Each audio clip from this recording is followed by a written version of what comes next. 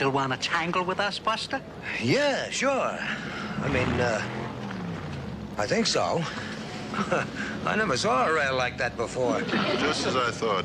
If you were any more chicken Clyde, you'd be cackling. That's enough, Herman. Well, all right, you got yourself a bet. All right. You got yourself a bet. You got yourself a bet. Well, we got 3 of the 4 down there. That I made that before I was informed that a couple of people weren't going to make it. So or the other 2 guys would, or the other guy would be on here. We jumped the gun a little. Yeah. Y'all just hang out down there for a second. So, Jasper. Look at there. Look at there. Look at that right there, boys and girls. And look at that right there. Whole team. Congrats. Yeah, we've been having a party. It's been a lot of fun lately. It was really cool that all the family was there for that one. If we had to miss Kentucky or Utah, that was a good consolation gift. Yeah.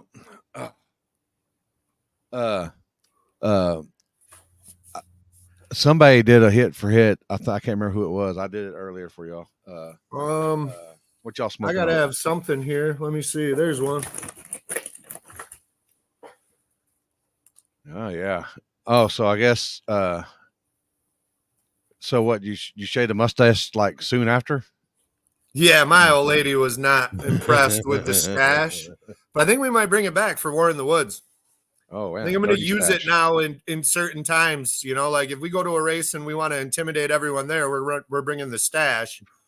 If we want to go there and try to slip under the radar, you know, like we're going to Gangster's Paradise where there's a bunch of ballers, we might run no stash. That way no one even notices us. So it's hit or miss on that stash from here on out. But I will say that we put a Nitrous Express shirt on, got some nitrous in the car, started shooting flames, and bam, we go right to the winner's circle. But we got lucky. We had some luck. When I wheelied, Everett had some issues with his car. So luckily, you know, he didn't make the run he was probably going to make. And we still made a decent run for the wheelie. Like, it wasn't like as bad as they are sometimes. But I did lose my phone. Like, when it come down and punched it, the phone come up in the air like it was weightless in space. And I, like, saw it out of the corner of my eye. And there's, like, a little bit of gap. Or, like, my floorboard is super thin, you know, it's a removable floor. So like it'll pop out sometimes like it did at War in the Woods and it popped out. So I have no phone right now. Anyone trying to get a hold of me, I can put it in the freezer and get like maybe a minute of time on it before the screen shuts off. I should have the other one here tomorrow, but if you're trying to get a hold of me, it's going to be tough. But yeah, great weekend. Yeah. Speaking of Nitrous Express, there's some of them guys up in Utah could have used that stuff this weekend on Spolling. I bet. 10 second, Jason. It was cool to see someone pull our move and wipe out, blow the front end up, and end up all the way in the semifinals. Joey. Yeah. Yeah, it was just, I think it was just cosmetic. It was just cosmetic stuff. That is a beautiful car. Yeah. Like very, very, very nice. Him and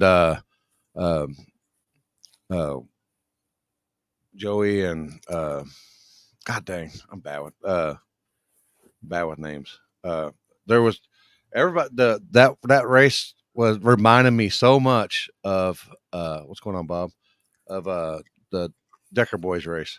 So much at night, but during the day it's a different. It has some heat on it, and but it was good. I think there was like 10 cars Jason. He made the lick, and everybody, I was like, man, he set the standard that night because he had the long travel with Mustang, you know, he just hung them, and then he got up top and it started getting a little squirrely because they were complaining about the transition right before the finish line. So they laid fresh concrete down 71 feet, and it's 71 feet by 60 foot wide. So you figure the math on that. Yeah. But he got a little squirrely up top. But yeah, he made but there was a bunch of wrecks we didn't get to finish because they had a 12 o'clock curfew, which it wasn't because of anywhere because they're on top of a mountain. It was because the city workers work there, and they can't have them there past midnight. So, but it was a good time out there. Very good time. Great.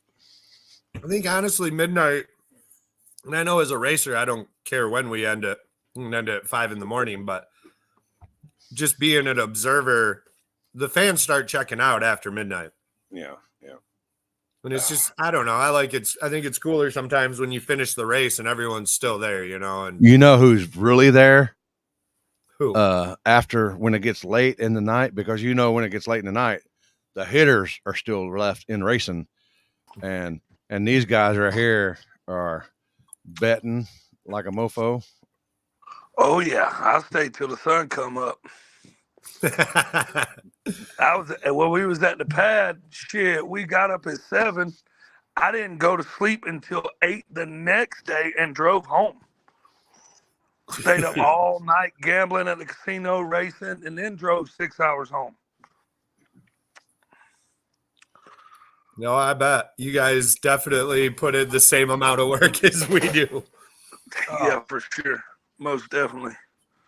But hell, down when it gets late and the hitters are there, that's when the big bets come. Yeah. Yeah? Yeah, that's when it separates the men from the boys. Yeah. So in those later rounds, are you usually betting more with fans or betting with the, people involved with the car? Well, it kind of goes both ways. Most of the time when you got somebody with a car, they'll bet with their buddies. And then you get your fans on the starting line. You know what I mean? So Yeah. But it's getting a lot harder to gamble. It used to be a lot easier, but people are getting smarter.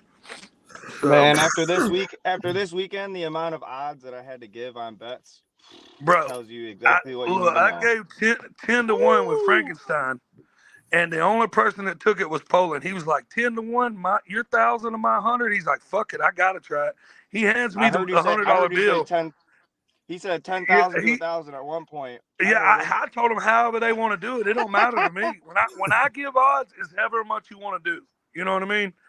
So he was like, fuck it, I got to take it. He's like, anything can happen, but go ahead and take the money because I know I'm probably going to lose. And sure enough, he did. I think I was the only one that got a bet when Frankenstein run, though. Yeah. Giving 10 That's to 1. That's the only way to get a bet on Frankenstein these days is fucking giving insane money odds. Yeah, it is. And anything can happen, but most of the time, the boys got their shit together. So I gamble win them any day of the week. Yep. Yeah. And the little $20 bets, I enjoy them, and it's fun. I'll pay $20 to see a monkey fucking flat football. But I like the $500 bets, the $1,000 bets, the $2,000. That's what gives them gets my jollies off. You know what I'm saying? Oh yeah. So like how y'all let go of the button, and you get that feeling. That's how I feel when I bet $5,000 on one race. You know what I'm saying? So, yeah. That's awesome. Did you guys do well this weekend? I did. I was $7,980 is what I brought home after the trip paid for and everything. So almost $8,000. Damn, that's pretty good. Yeah.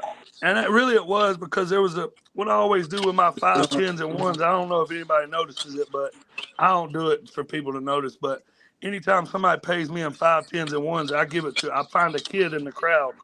And all night long as I can find him, I give him all my 5, 10s, and 1s.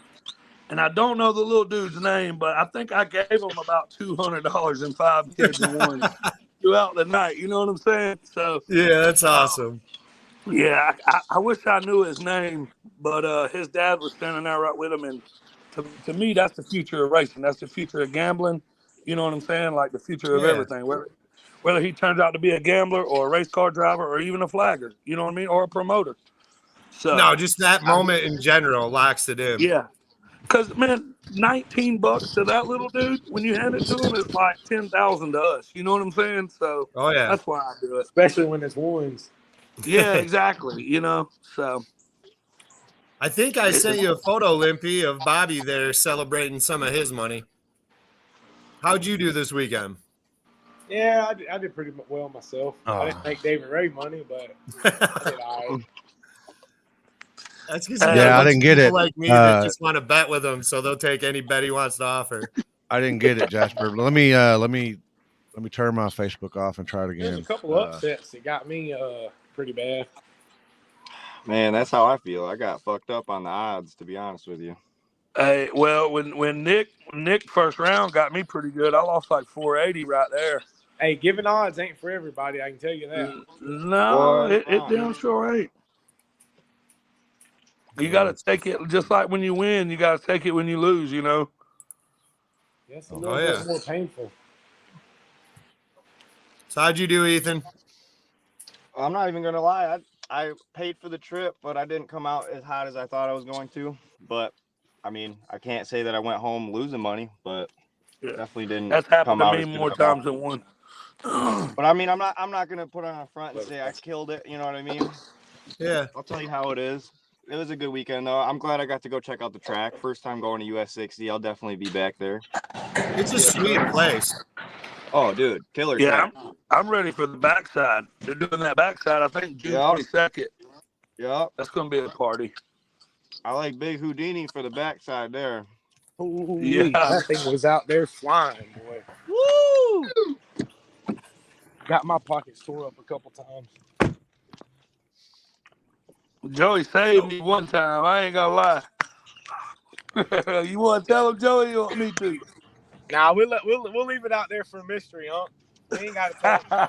We ain't got to tell him how we operate. Well, look, I'll just say this. I won't say any names. I had like $1,200 bet, and I didn't know the other car was broke.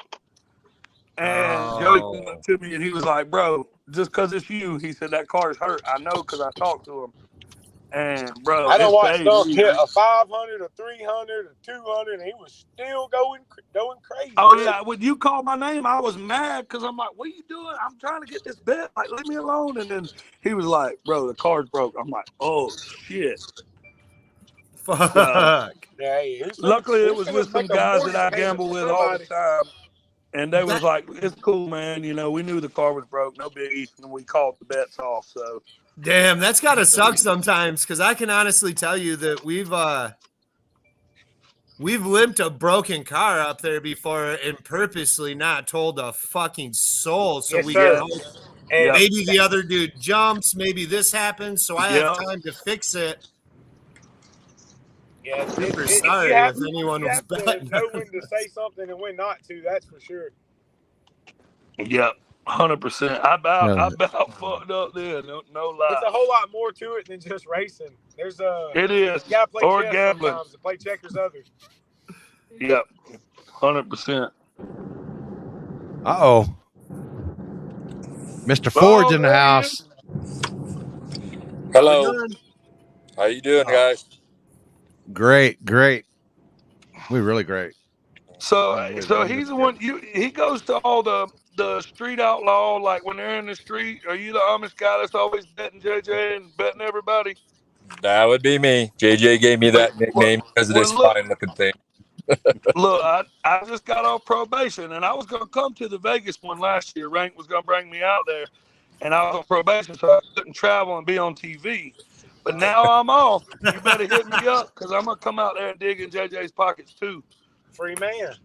I hope they have some more because it doesn't look. It's not looking good for any of the street things. You want to dig in JJ's pocket, you might have to go to one of his arm drops. Man, I don't know if I can fit in with the arm drop, man. I like the flashlight. Yeah, right. I can't get down with the arm drop. A lot of hustle goes into that arm drop shit. I will say this: everybody can have their opinion about JJ, but that man will bet money, and when you win, he will pay you. I know people have their opinions on him. When it comes to betting with JJ and stuff, that man's got a fistful of money, loves to bet on his team / family, and if you win, he will always pay you. I ain't got nothing bad to say about him. I ain't never even met the dude. I'd love to. The only thing I don't like is he stole my show on Discovery. That should be me doing that. I've heard about So I ain't never met the man, but I'd love to gamble with him for sure. Right. I don't think we've ever been to an event either. Everybody tells me I gotta meet you, gamble with you, have some fun, and I look forward to it. So I Yeah, mean, most I've been able to definitely. go out this year. I haven't. I've had some stuff happen, but that I've got taken care of. Just haven't been able to travel as much as stuff. But I've been to the pad. I've been all over. I like the MPK races and stuff. I want to get to a little bit more small tire racing and things like that. But for me, every other week, I'm able to go because I share custody with my daughter and stuff. But I got you. I'm always around when I can go. I really like the street stuff. Limpy knows if there's something going on that I can hear about beforehand. I have no problem flying into Dallas, flying in anywhere really. Well, fly into War in the Woods on the 31st. Then let's get that party That's right. started. That's right. one I'd like to go to. That is. Hey, it's a fucking party, bro. I promise. It is a party. That is an awesome. That looks like an awesome good time. An awesome track. I tell you, the first time I went, I got there like on a Friday, and come in, and I knew Rank and Callie Nate, they were there, and Brandon Mork, but I didn't really know much of the other cars because I ain't been up north. I normally go East Coast or down south racing. And so I almost left. I ain't even gonna lie. I almost loaded back up and come back home. And I said, well, fuck it. I'm already here. So I might as well stay. And I'm telling you right now, I am so glad I stayed. It is a fucking party. I won almost 13 grand on the starting line. I heard that. I actually heard that. That's awesome. Yeah, Isn't like that 12, 8 and some change. Isn't that when you went to the casino right after and hit for like another like 6? No, I went to the casino that Friday night because it rained a little bit that Friday night. And I went to some fucking casino way off in the boondocks and hit for like 2,600. So when I got there, I was like, fuck it, I'm gambling on the house's money. Let's get reckless. And I was just throwing crazy bets out there. And next thing I know, I'm like, damn, that one wad of money turned into 2. You know what I'm saying? I'm like, hell yeah, that's what I'm talking about. That's the way to do it. It might have already been discussed, but I'm just curious. Those who went to Kentucky, how was the gambling? How'd everybody do? Well, at first, everybody's like, I don't know, these guys don't gamble up here like that. Shit, I didn't have a problem.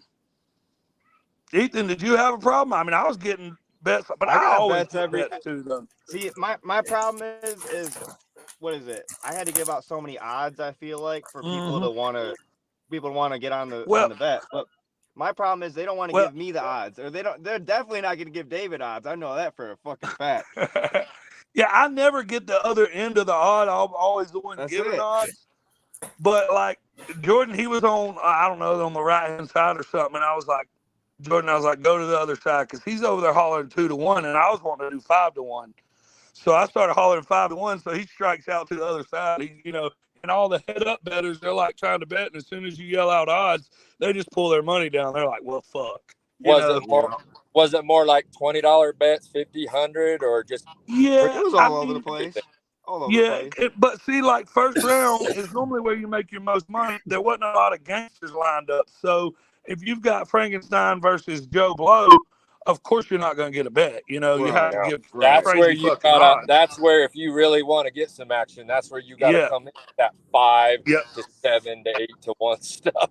To 10 to 1. I did 10 to 1. The other thing I was saying too, the equalizer would have been if you would have got, those faster cars earlier in the round when the surface was still kind of bare, then you might have gotten a better bet. But other than that, I mean, that thing turned around after 5-6 passes, and I'm talking they were going 520s. It looked like off the rip. Yeah, right? They were moving. Yeah. Which I knew it was going to get fast because it was concrete. You know what I'm saying? Fresh concrete. Oh, killer cars going down it. Yeah, it's going to get fast. And it was nice too because the lanes seemed pretty even all night. No discrepancies. They did. Really. Yeah, the it only wasn't discrepancy one that we had was the beam system. I feel like that was the only problem that they had. Well, at first, but then like once because at the first round they had the timing system on. So the wind light come on for the other guy when the other guy won, and I'm like, what the hell's going on? I know left lane won, but right lane says they called, and then Happy figured it out. I don't know what they did because I'm not real savvy with the time shit. I'm a flashlight guy. You know what I'm saying? Like, I ain't with the time. I liked it because at the finish you could see the wind light. Yeah. I did like Yeah, that. no, That was the only it's cool thing. definitely nice. At least for the gambling aspect, the win line Yeah, definitely yep, helps yep. because then you can get paid real quick and then get ready for the next bet. Whereas at kind of War Yep. in the Woods, everyone's standing around in the way. All the other crew that's coming up for the next race, they're trying to do a burnout and they're like, get the fuck out of the way. So I mean, Yeah. it kind of helps. Yep. You know, it definitely helps. That's why I say it's always, you know, we did that race too, and you know, it's kind of like if you want to like pique people's interest and stuff to like keep them interested, then you don't do the win light down there. But if you Yeah, wanna because just the do drama is Yep. wild. it's like, oh, all right, who's next? And Yeah. it's just like just repetition. Right. Yeah. So hint, Limpy, you need to let us know who wins as quick as possible. Attention to all flaggers. We had Attention to Lippy all up flaggers.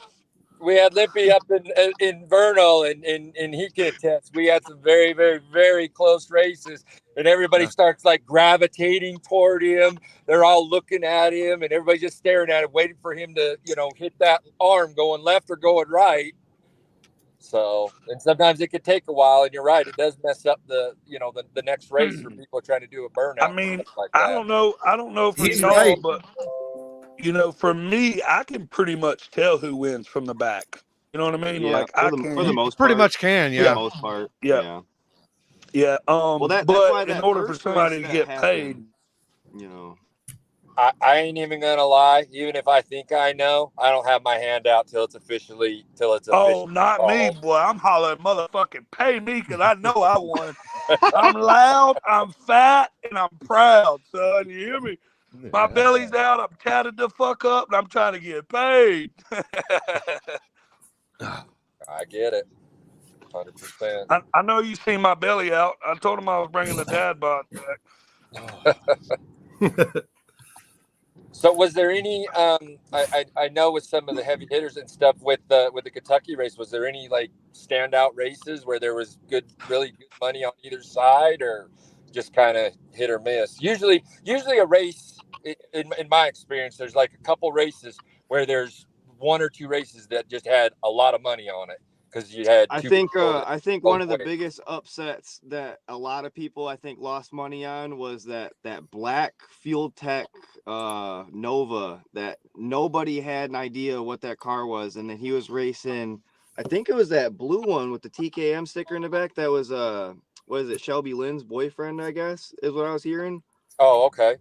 So that race, I mean, that blue car was on rails all night. So then gets up against this black car. Everybody had hands up for the blue car, and this black car put it on them. I'm telling you what. And then I think the other best race, in my opinion, was when Randy with the Mazda rode the power wheelie out for the win. That was the best race of the night. That little fucking car was flying. Was there an odds race? So up in Utah, it was a little bit smaller. I only had to offer 3-1, and I only got broke off one time on it. Was there a race that anybody offered like 3 to 5 odds on a decent amount that didn't go the right way, or did everything kind of go as according to plan? Nah, I got hit a couple times on odds. Every single odds bet, I feel like I damn near got fucked on. I feel like, and it's to the point where you start getting to yourself, and you're like, why am I giving 60 to 20? Why am I giving 100 to 50 on these races? And it's early in the day, like. You gotta be conservative early in the day. True.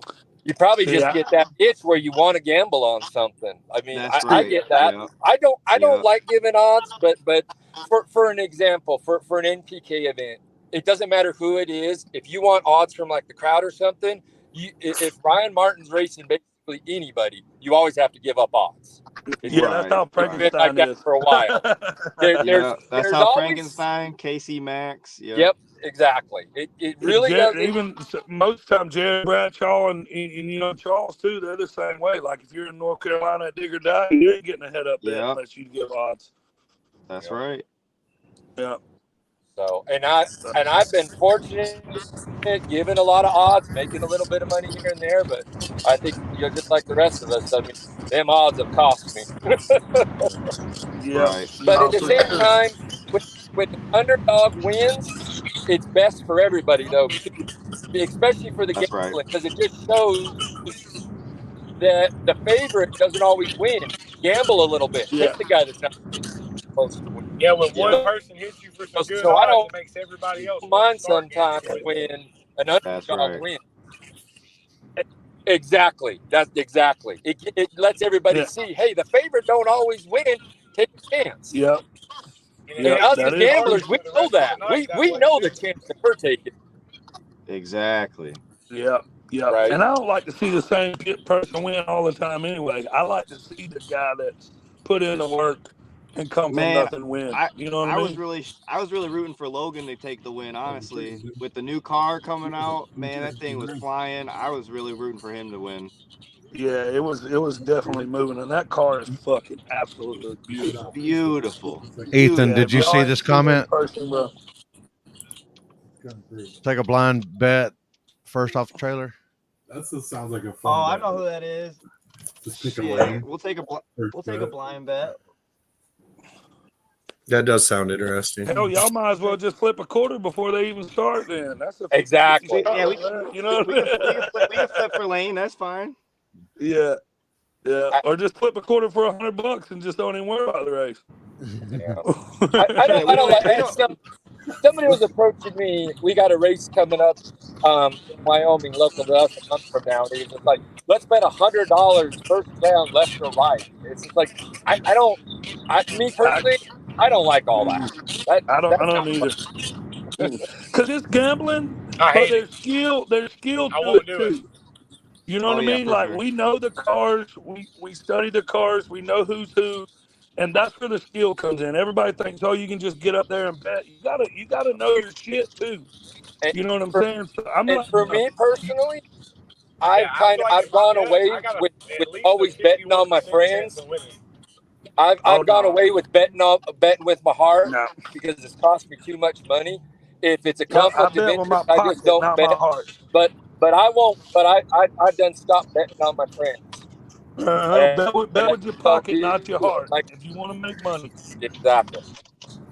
I Yeah. like to be loyal and everything like that, but the shit just gets too damn expensive. So for that blind bet stuff, I bet I have fun. I like to gamble, but at the same time, I don't like to give money away. Hey, look, but the That's thing right. is, if you're friends with everybody, then you can bet with your friends. See, I'm True. cool with everybody. As a gambler, I can go into anybody's pit. I can see anybody's setup. They tell me this, tell me that, and of course, I don't run to the next pit and tell the other people because it's Exactly. competition. But I'm not competition. I'm a gambler. You know what I It's mean? good So I to don't be a own a car. freelancer. You know? I had somebody Yeah, asking exactly. me. At the event I was at, it was just like, well, you bet the last 3 races all that time. Well, yes, the last 3 races, I feel that car is faster. Now I feel he's going to lose. And they look at Yeah, it. that's right. Yeah. Being non-biased is the best feeling going into the race for sure. It's to me, it's a benefit of not being obligated to a certain like a team type of deal. Right. Yeah, Right. because as soon as you're obligated and they draw a gangster, you'll have 20 people run up and try to jump on you. Oh man. You Oh, need to get a They're bet trying because to they kill know, you. yeah. you know what I'm saying? Like, so I bet with who I feel like I'm going to win, and I love every racer out there. No And you hard know, I've had to feelings to any explain. of them. You know what I I've mean? had to explain this to so many people. Sure, we have people, you know, rivals, our friends. We support stuff, but a bet is nothing more than what? An opinion. You think one guy's going to cross the line before the other guy. In most cases, for me, it's nothing personal. It's just an Not opinion. at all. It's all about it. The way I explain it to them is when they let go of the button, the feeling they get, that's how I feel when I bet. You know what I mean? So I'm up there doing exactly what they're doing, just in a different way. You know what I'm saying? So I mean, in certain situations.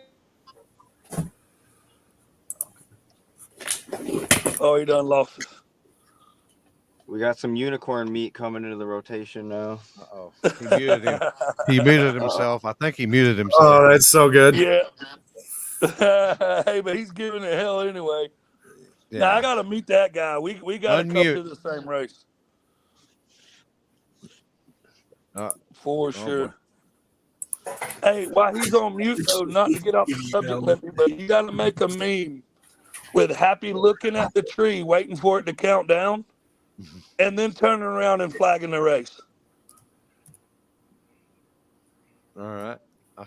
Yeah, you got to come up with something. Because I said, if Limpy was here, he'd be all over your ass. Using the tree and then turn around and flagging the race. We did that in Florida at Mike's race because they wanted the win light. Yeah, but it yeah, worked good. It just did the same thing. It's just I still gave them their 5 count and we still did the same thing. So I mean, it works good for y'all. Yeah. I mean, it worked good for the gambling aspect of it because there was no question when the win light come on, it's fucking pay me. Yeah. You know what I'm saying? So, Is this real life? The only thing that I could say about doing that is just having the secondary camera up top. Oh. That'd be my only request if we did that. Because then you know for a fact if there's any discrepancy. Because I feel like that was the only problem is there wasn't any camera footage. So then if you had any win light problems, you're like, well, do I get paid or do I pay out? It's a problem. Yeah. It happened on what is it? What is it? That Pablo Chacon race versus Sparkman. Sparkman apparently lost first round against him, and then they had clear video footage up top. They reran, and then Sparkman got him. So it's like, I mean, if you're running for Okay. Remember watching that, Matt? So we watched that here on the live, and we watched the video, and I was like, dude, there's no way he didn't win. Like, no, that's what I'm saying. It looked clear as day.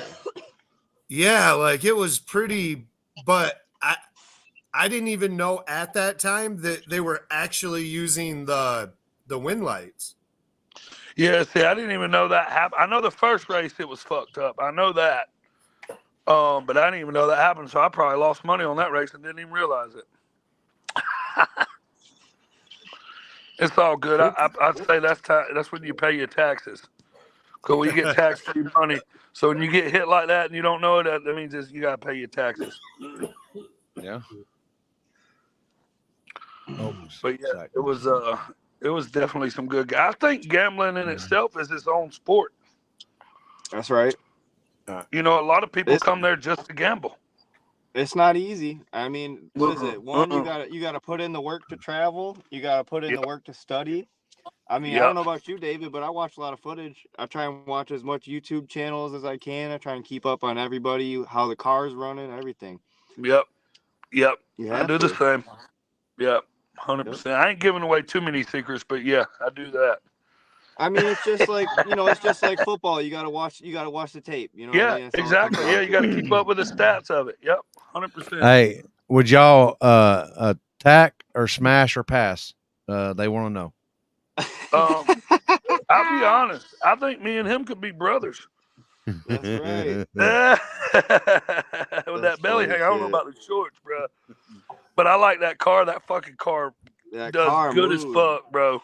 Hey, if that car shows up to that backside US 60, I like that car for some money there. Yeah, I like that car myself. Those guys are awesome. Hey, and their Blazer they got too. They got that Blazer that's pretty quick too. Yep. Yeah.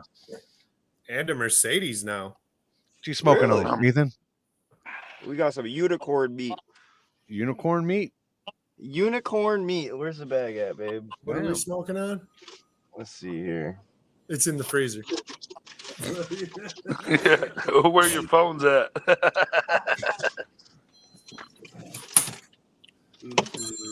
I know. I was in Utah this weekend, and I took a couple. No, my phone's fully broke. It's gonna shut off any second. All right, we'll see you. Bye. Got the unicorn meat. Unicorn meat. Have you had any of that Limpy OG yet? Man, I haven't yet. I haven't. Apparently, nobody else has either. No, they sold out. Did they? What the? Yeah, fuck? I guess I didn't even get not one little fucking little nug. Nope. Damn, and it's named after you. Hey, what is it? My favorite one, Jeff Brink. Loom ended up getting all of it. Oh, Loom bought it all? Yeah, and they sold it all in like 2 weeks. I found out on week 3, and they were like, "It's gone." And I was like, "Oh." But I was in Utah this weekend, and we're speaking of unicorn, the guy's name, I forgot the guy's name, but his car was La Unica, something. It's like It's like it's all-wheel drive, mostly front-wheel drive Civic, turbo Civic. It's pretty quick up there for being at 6,000 feet or whatever. But he had a Pupco, and we hit something on there the second night, and woo. And then he gave me a rosin, a straight rosin pen. Did you see Justin Lee won this weekend? Yeah, after being on the show. Yeah. You guys are gonna win big at this next race you go to. That's just how it works. Yeah, all be winning. War in the woods. Yeah, right. You'll be at PYOP before that, Ethan. Oh yeah, you know. And then Corey's race too, and that 50K race, Invitational only. Corey's race is gonna be the next big one for sure. Yeah, that's gonna be a I can't make it motherfucking out to party Corey's right race. there. I wish I could, man.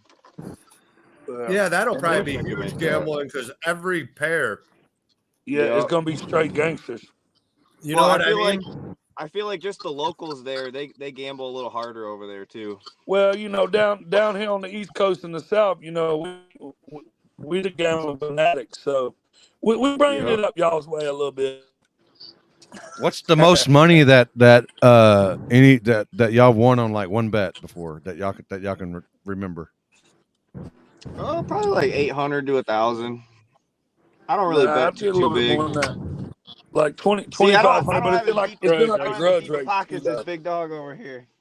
It's like at a shootout, probably like 1,500, but like in the grudge race where we all throw in together, I won like 2,500 just myself. You know what I mean? Yeah. I remember where were we at, David? When Rankin was going to run the New York dude. Up there in North Carolina. Digger Die. That was 7,000 aside, I think it was. Yeah, and they said y'all said what? Count it until it falls over, or count it till you can't stack it till it falls over. Stack it till it falls over, and like I love Tyler, man, because up there where they're at, they do a lot of grudges too. So they come from the same background as down here where we're at. And dude, I'm telling you, and I ain't gonna lie, like when we locked in with ranking them, it was against a Rotten Tomato car. My phone started blowing up, and everybody's like, "Dude, that fucking G-body's fast." I'm like, "Bro, it's a fucking G-body against a Mustang. Like, I don't give a shit because down here G-bodies ain't fast like that." Well, dude, my phone started blowing up, and I'm like, "Well, fuck it, it is what it is." And then Noah ended up having trouble on the line, and we took the money. But I kind of rank was like on the break for like what? 15 seconds? Like 15 seconds, yeah. Damn sure was. Yeah. Pack it, rack it, and stack it.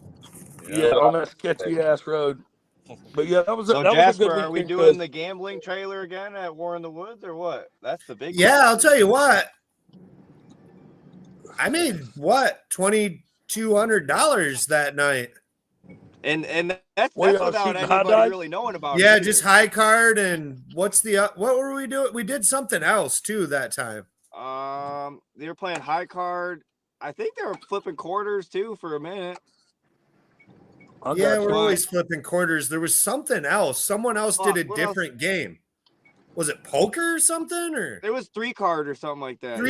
Something 3-card. There you go. Yeah. I don't know. I know Alan walked down and walked down and was in the trailer for like what?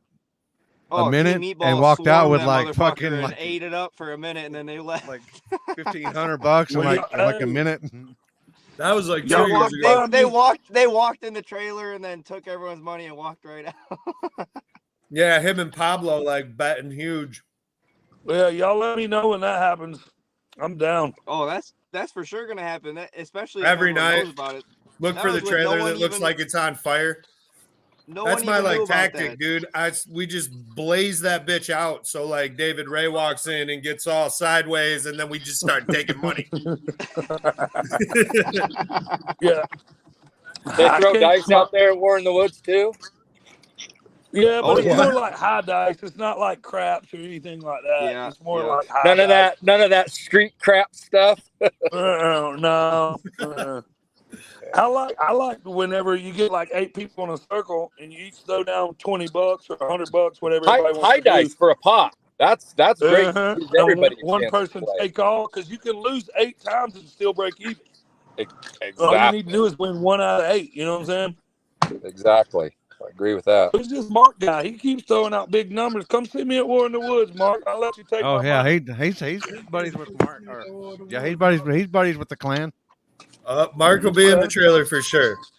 He'll be right Hell next yeah. to the trailer, more than likely. He's throwing big numbers. That's my kind of party. I like that. No, Mark's rowdy, dude. We might have Mark Mark- on next week. Like, Mark's Hell got yeah. some stories that are worth hearing.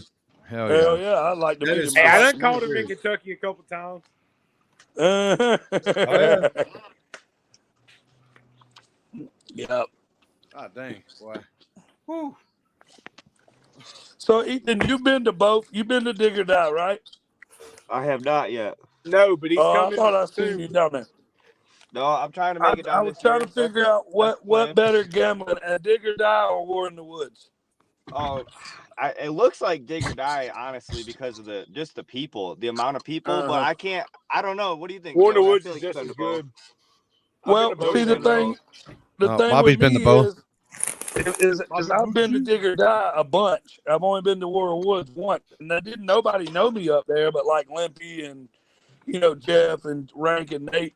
Never had. And They then knew by you the there end of too. the well, no, they didn't act like it because they were trying to bet me for real. And then by the end of the night, I had one dude. He had like 10 bands over there. By the end of the night, he would let me give all odds, and that's the only way he would bet. And by the end of the night, I took every freaking dollar he had. His old lady was so pissed at me. I don't know who the guy was, but like in the Hey, that's why finals, I go out of town as much as I can. well, he let me do. I did my 2,400 to his last $600, and it was when Nate ran that God green F-body Camaro in the finals, and Nate half tracked the dude in the finals for the money. I had to give some And pretty dude- good odds on that one too. Hey, and dude's wife was so pissed. I thought she was gonna jump on me. Really? How much are we talking, Shea Boogie? I'm a gambling man like these guys. How much?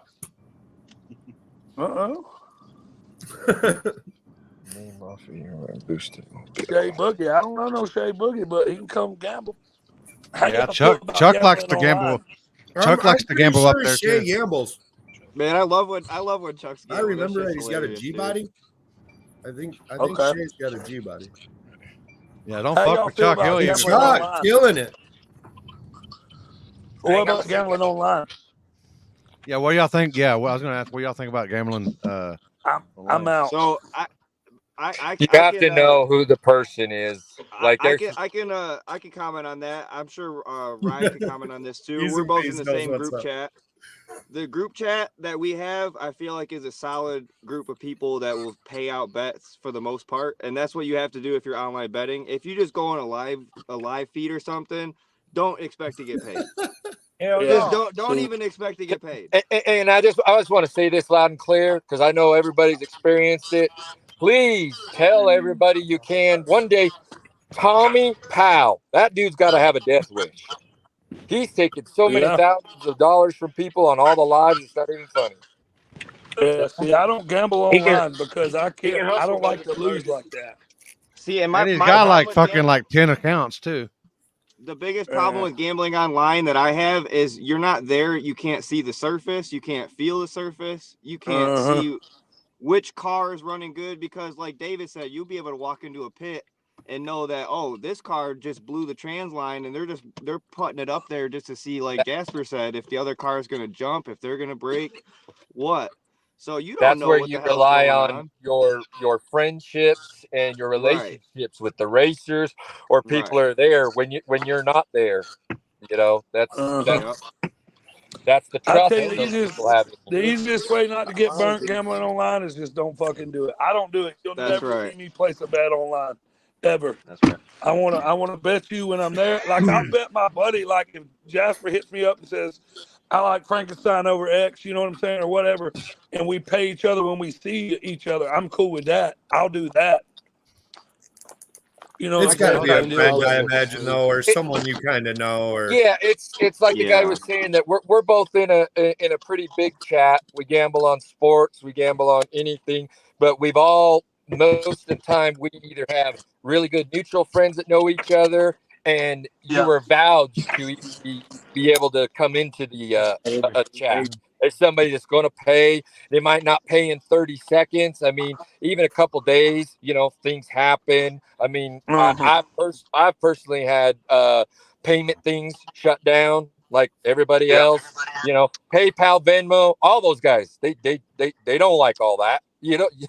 They don't like all that, and sometimes it comes. Get paid, baby. Get paid. Cash App, Zelle, nothing. I got hit for Cash App for $2,400 one time, and I told myself never again. Yeah, I'd rather get paid in cash. That's right. Yeah. All right, so I got a new question for these guys tonight. Oh, we can ask them the other ones too, but this one will be special because we got all these gamblers on here. So let me try to think this out because I got to pick someone that they're familiar with too. So we'll say me, I'm in the right lane. Jeff Thomas is in the left lane. We're at dig or die. Who you betting on? How are you trying to bet that race? Wait. What car's Jeff driving? Are you coming off the trailer? So I'll give Jeff Trey Styles because that's probably the one everyone knows the most, or he made the most passes in. Or your car is what? Turbo car? No, I think that's his nitrous one. The blue Mustang with the gold wheels. Yeah. LL Spool J. LL Spool J. Yeah, mine's a turbo. Are we saying Trey Styles in its prime, LL Spool J in its prime? I'm going with Jasper. I love Jeff, but I'm going with Jasper. Just because I feel like, and I might get some flack from this, but I feel like nitrous cars don't do as good on the backside as turbo cars. Because you have to hit them so hard off the rip. Nitrous car wins most of the time in the 60 foot. If you have to fucking go with a turbo car out the back on a nitrous car, you better have your shit together. There's really only a couple nitrous cars I've seen at Dig or Die that actually do good. And CJ, and then you got Duct Tape, and then Noah Stein. Those cars fucking get down, and they're all nitrous cars. But turbo cars rule that backside. Why you looking, Joey? What you say? Who you taking? My bad. I'm sorry. I have my mic off. I said Chicken Hawk, they'll go. Well, Chicken Hawk can ride a wheelie. Man, Chicken Hawk can back off on a dirt road, and I'll gamble this. He can back off on a fucking shittiest road you can find, foot brake that car, and fucking ride a wheelie. I knew this would be a good one. Hey, and I'm telling you right now, I'm a turbo guy. Pretty quick too there. I'm not gonna lie. And I love Jeff. I took most of his money this weekend. Ask him about it. He'll say it. So, Jeff, get us on here. He paid for my way into War in the Woods like 6 times over this weekend. Oh, it's so good. I can't wait to message him when I get a phone. 6 sandwiches from McDonald's in New Orleans where his ass didn't want to wait in line, so he got me to buy them. So here's another question. Like Jeff. This is the next question. And this is for all of you, and you all got to answer it. What racer have you made the most money with? Casey, man. No. At least me personally. That's a good one. So Casey Max for Ethan. You must be giving crazy fucking odds on that. Hold on, I missed it. What'd you say? Say it again. What racer have you made the most money with? Isaac Preston. So Isaac Preston for Bobby, Ryan Mitchell for Ethan. Callie Nate. Man, see, it's a hard one, man, because I've made a lot of money. Yeah, it depends on the location, but I've made a lot of money with the Denver boys, Charles and Jarrett. I kind of figured it was going to be. And I think you made more money off of them than with them, though. Oh, not me, shit. I bet with them boys, because on the backside, I'm telling you right now, they're going to get you fucking paid, son. But I have to say Callie Nate, too, because at War in the Woods, man, I'm telling you, I didn't lose a bet with him, and every one of them were big-ass bets. Callie Nate's a good one. when he raced, I probably have to say Cali Nate as well if it was yeah, like a second. and when Rank raced the Meatball Boys, them boys will fucking gamble. The Meatball Racing Boys, the dad will Yeah, bet you they're not 500 scared. to 1,000. Every one of the crew members 2, 3, 400 easy, and Rank raced them and beat them, bro. And I got paid on that race. That's one thing I gotta say. Probably Speaking of individuals and crews, I got a question for you guys. Do you guys like to take a bigger bet yourself if you can, or do you like to pot with people? Like there was a race last night in California. It was 14,000, and how they race in California, it seems they all put money. Like the driver doesn't bet at all; he gets a pot of who everybody else wants to get into. Do you guys like to, if there's $2,000 available, do you want to share it or do you want to take it if you feel that confident? Well, personal bet. hold on. Who's I would flagging? just bet That's my what whole it all 2,000 comes down and to let me. everybody stack on top, and then we'll send it to the Yeah. moon. Because That's right. listen, it depends on if it's in a shootout or a grudge race. Because if it's in a grudge race, it depends on who's flagging. Because a lot of times, and I'm not taking anything away from any flaggers, but they'll choose sides. And when you've got $5,000 a year money in there and they choose sides, you're gonna feel some type of way. So it's all about who's holding the fucking money in a grudge. In a shootout, a lot of times when I get big bets, me and Jordan will split them. Or if I give crazy odds, he'll be like, "Hey, you want me to take half of that?" I'm like, "Yeah, I'm cool with that because we share it." You know what I'm saying? So it just all depends on where you're at, in my opinion. But Yeah. let it be known to everybody watching, anybody gambling, I don't give a fuck who it is. If I like the car, I will bet whatever the fuck you want to bet. I will cover whatever the fuck you want to bet. Exactly.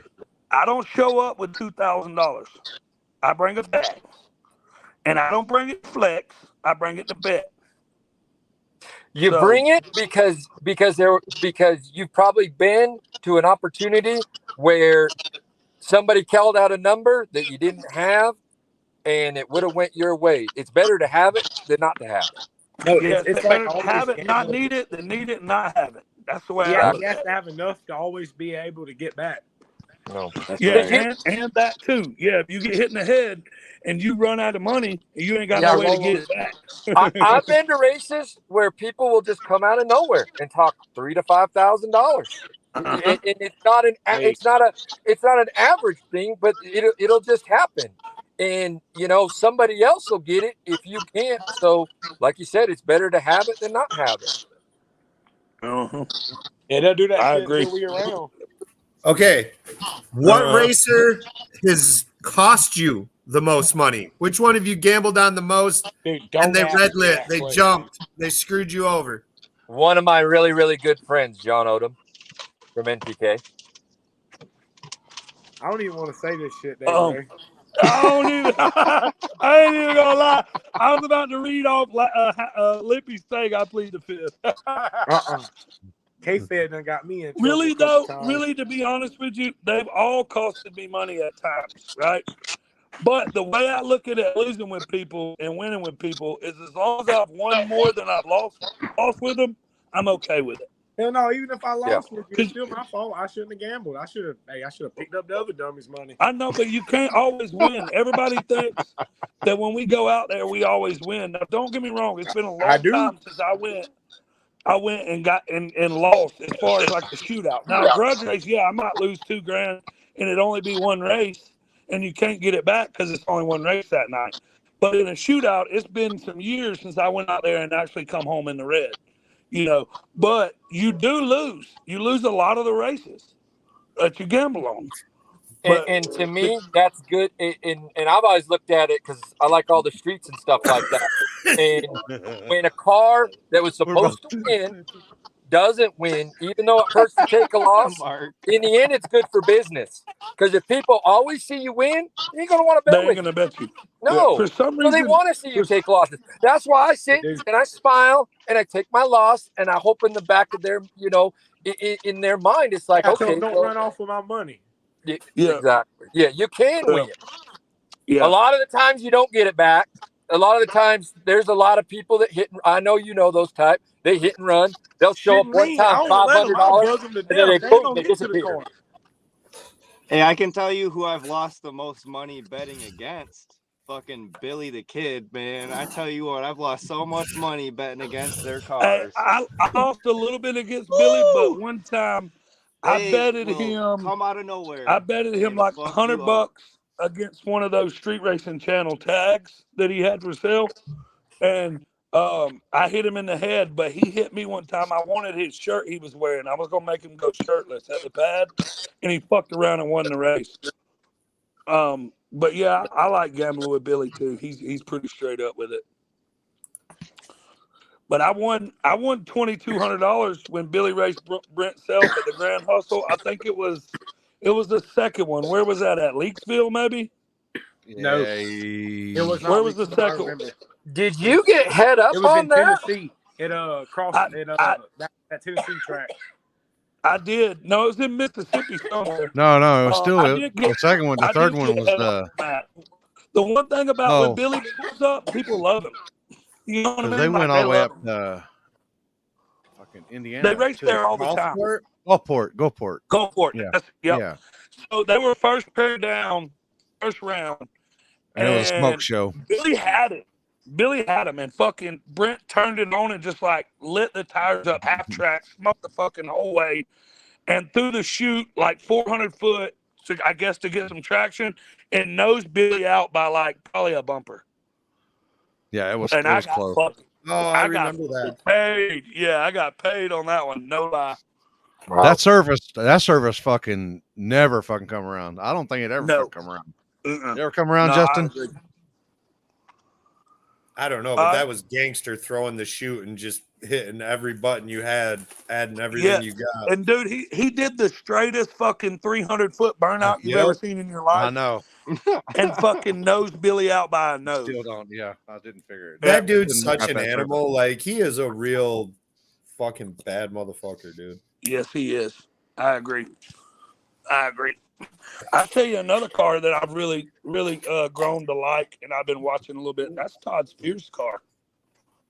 Yeah. That guy, he's the nicest guy ever, too, man. Like, everything about Todd is right. He's one of the most humble guys I've ever come so personable, very humble. I've had experiences with the street filmings with Todd and everything like that. So knowledgeable, so down to earth, so nice. Some of the stuff that's happened super cool. You never know that he was the one that owned it. He'll be standing right beside you. Yeah. That's one person at the track that you never see mad. I tell you what. He always helps the little guys too. Like he was helping some dude out there. I think the car was called like Trashy or something. And he was helping the guy. Yeah, Trash Pile. And like you would think somebody his caliber and his status in racing wouldn't. And I ain't gonna say that, you know, like being a big dog, because I've never been around the street outlaw guys, but the way Todd is and who he is and how he was helping that guy, kind of, I was like, hell yeah, you know what I mean? Like he ain't too big for his shoes in a sense, you know what I mean? Because he's fucking fast, bro, and that car is he's one of the fastest human beings on earth. Like he is. Yep. He used to run like a monoshock and stuff. So like he's one of my favorites because he's a Ford man. Yeah, see, I don't like see many of them riding Ford motors these days. You know, I'm the LS guy. You know, that's just a rebuilt Ford motor is all it is. They made it better. Hey, I'll tell you what. Speaking of Ford motors, Andrew Lavender last night. Cool. Hey, my bad. Hey, Andrew Lavender. Andrew showed up. That he showed up right now, boy. Yeah, he showed up in Kentucky now. Moving. Yeah. Hey, when he raced, who was he raced when he rode that wheelie out to about 450 foot? That was the first round, wasn't it? No, yeah, it was already dark. It was already dark. Oh, was it? He rode a wheelie early on though. Man, he rode a wheelie, brought it down, and then top-ended the absolute shit out of that track. Yep. All right, quick question. Every not to change the subject. This goes for everybody here since y'all was asking us. Arguably, who do y'all think the fastest guy in the country is on small tire? Depends on the surface. On the track. Depends on the any surface. Surface. Not any surface. It's going to be different. Well, you every can single say surface you go. Yeah, to. Can you say an all around, just all around? the board? Who do y'all think? Who's got it all figured out? It's not all figured out. All the way not around. going to be the same. You can't really answer that question. Well, It's tough. I say you've I got know who I several think. guys. Max. I know you got several No, If guys. we're fuck saying that. who You can gotta go pick from one. backside to front side to everything in between, To street, to prep, Yep, to back out side. on the street. Right now, if you look at front, back, street, all that, if there's somebody that you were gonna bet on for all of it, to me would be Ryan Mitchell. No, And I beg to Frankenstein, differ. Isaac Preston. It's all about the surface. I'll tell you something else too. Like Denver right now boys. that's Yeah, the super Denver boys- intriguing to me is like Team Denver and Patches with that new car. Like Yeah, Houdini. Yep. So Yeah, that thing's like quick. That thing's real quick. there's a few Yeah, it is. people like I would put Patches and Jarrett up there right now. I would put Agree. Ryan in there. Yeah, Big surface. Bomb. Beater bomb.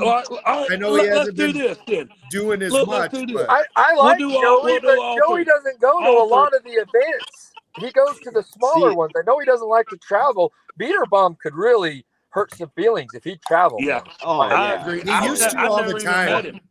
Hey, don't worry. We got another beater bomb coming out here soon, right, Jasper? yeah, we got a really Yeah. close. Yeah, It's all about the look. surface, though. yeah. They Check sent me this. the video. Let's He do sent. back- They sent me a video of Beater Bomb and Ryan racing Friday night. Yep. I was gonna play it, but it's too big. Tyson sent it to me. I'm sorry, Tyson, it's too big. The file's too big for the program that I run. So look, let's do all three then. Backside, street, front side.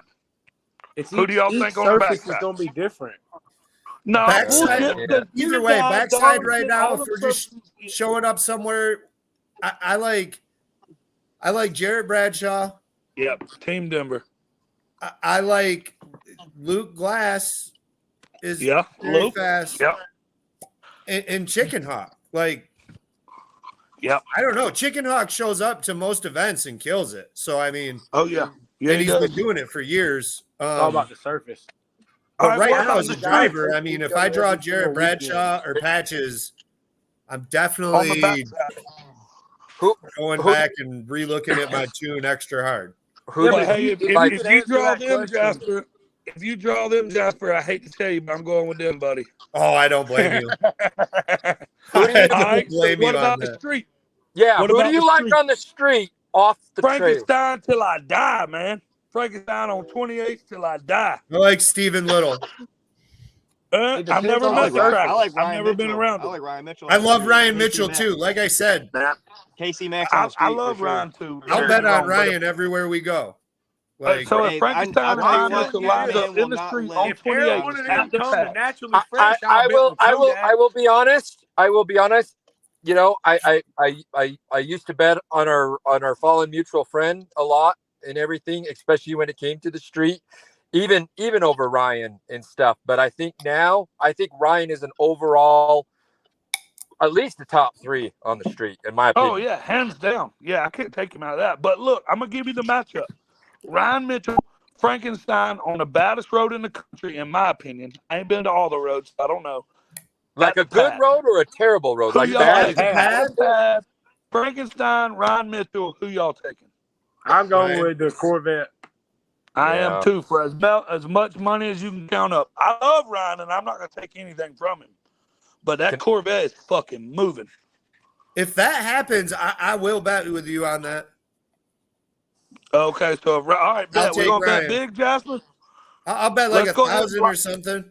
Yeah, that's what I'm about to say. A little friendly bet. We'll do it. Yeah, I'm not Thousand. as crazy as you guys. I just want to be at the end of that. I want to be away from the finish Hey, line, and but I I'll want even to do see. this with you, Jasper. We'll lock it in right now. And if either or ain't there next time we see each other, if it ever happens, we pay them. That's a bet? Yeah, that's a deal. Bet.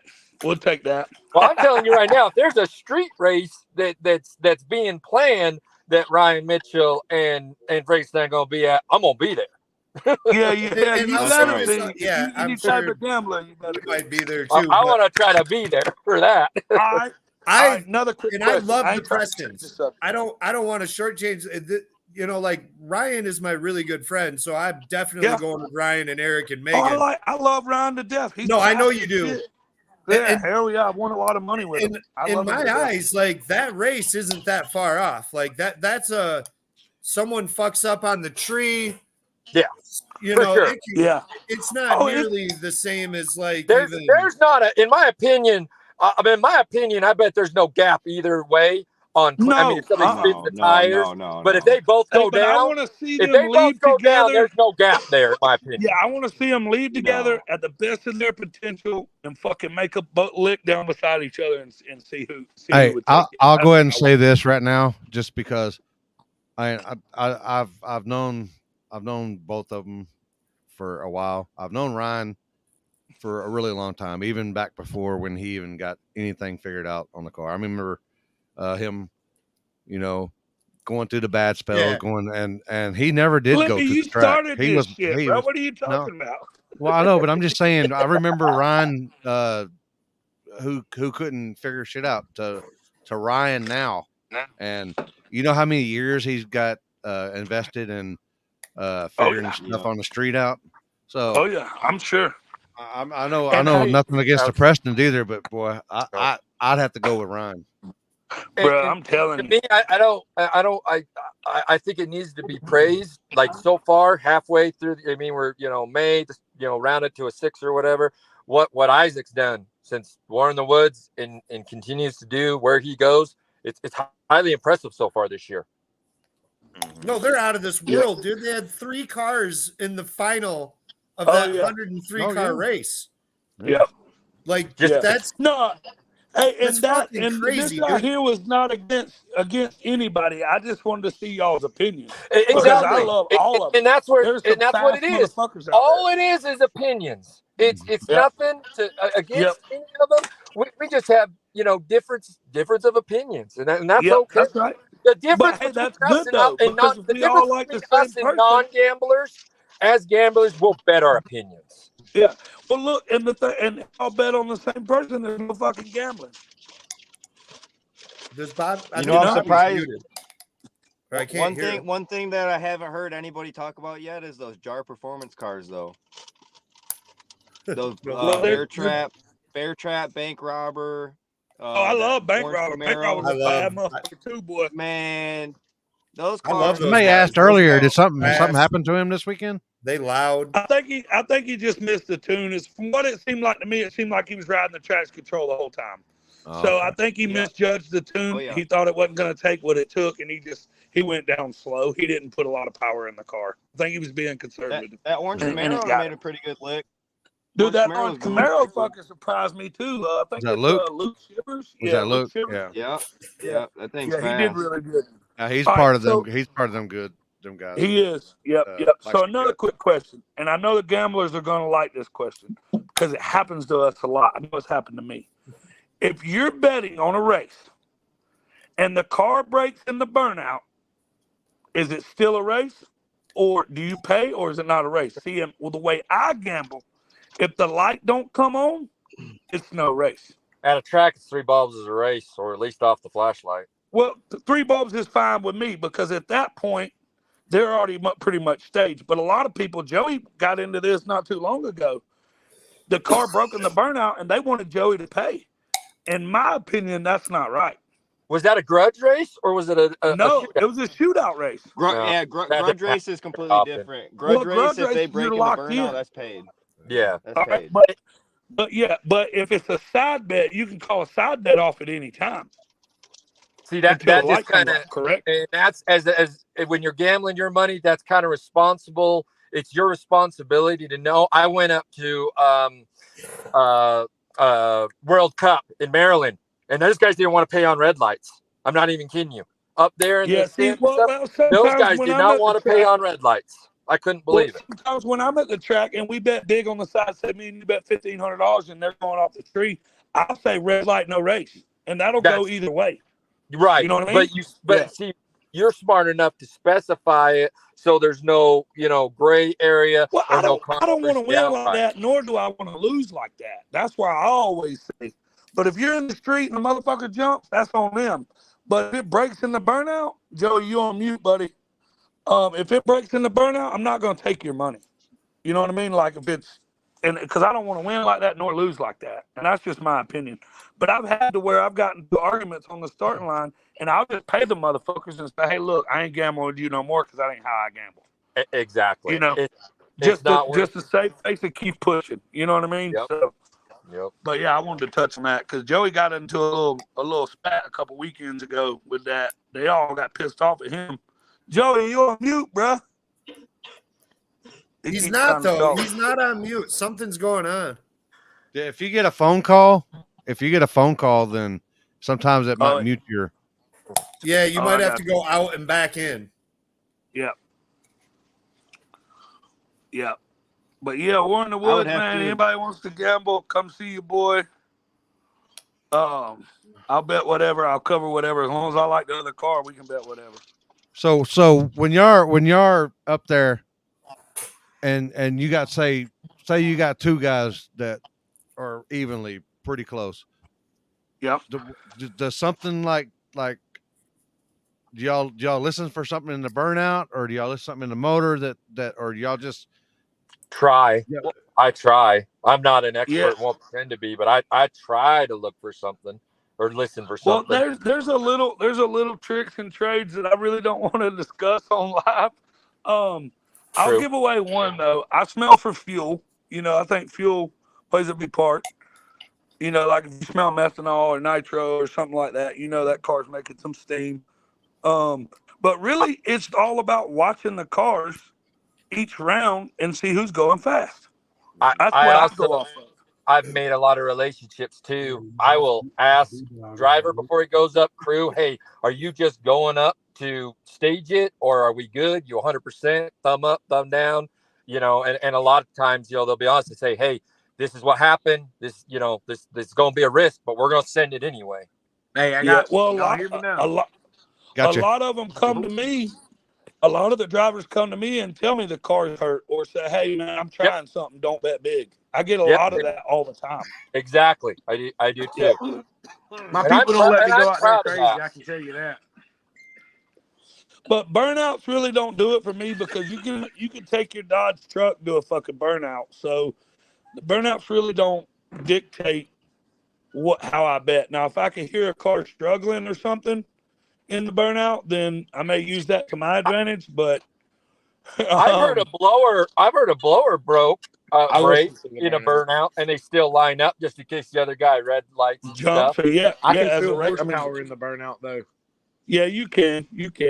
So, but I got some surface. I can use that to help me judge what I'm doing. All right, so we got on subject though. What about tree side? No prep. It could be bare. It could be just a track that hasn't been prepped. Small tires, fastest in the country. Who y'all think? I know it's hard.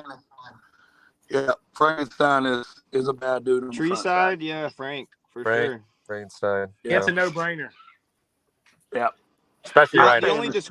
I don't want to say no brainer. I really don't. No, because there's a lot of like here's an example. When we did that on a digger race at the end of last year, we had Frankenstein, we had Beater Bomb, we had Hate Tank, we had Boost 12. I mean, I know.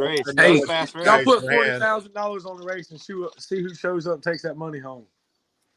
Yeah. I will say this: Isaac Preston took that money home that day. Every time. Did. But I know and Logan's getting there too right now too. That's a brand new car. That's a brand new car. I thought Logan was running a little faster than Frank, and I guess I was wrong. That's what I thought too. But honestly, I bet on during the rounds, I honestly thought that Logan was going faster. Now at the end, I honestly also thought that they wasn't even going to race. But being the boys that they are, they fucking raced. You know what I'm saying? No, I did love that. And did you see those three races? So Zach Jones versus Isaac Preston in the semis. Dude, that was a close fucking race. Yeah, and hey, I gotta give Logan and Frankenstein was a close race. Like that was crazy. I gotta give my props to Zach. Trick Daddy was fucking on rails, son. Hey, that thing was not moving those at all. Cars were within hundreds of each other. Pass. Yep, they were. I'd like to know how fast everybody went, and I probably could figure it out once I see them again. Because, like I just said earlier, watched the video. What's your guess, David? What's your guess? I think they probably went a 460. I just said they. I don't know who. I think it was a 460 service. That was That's so all I got. awesome. Hey, they went. Yeah, well, Joey may know. I don't, because I give a fuck about time. Hey, I thought don't you care. could. I hate fucking draggies, and I hate fucking timing systems. I You know ain't what I never mean? even seen a Draggies draggy. kill I know racing. exactly how fast they was Look, going. draggies kill street Joey said, "I racing. love that fucking draggy." Nah, fuck that, because I it don't kills need a street draggy. racing.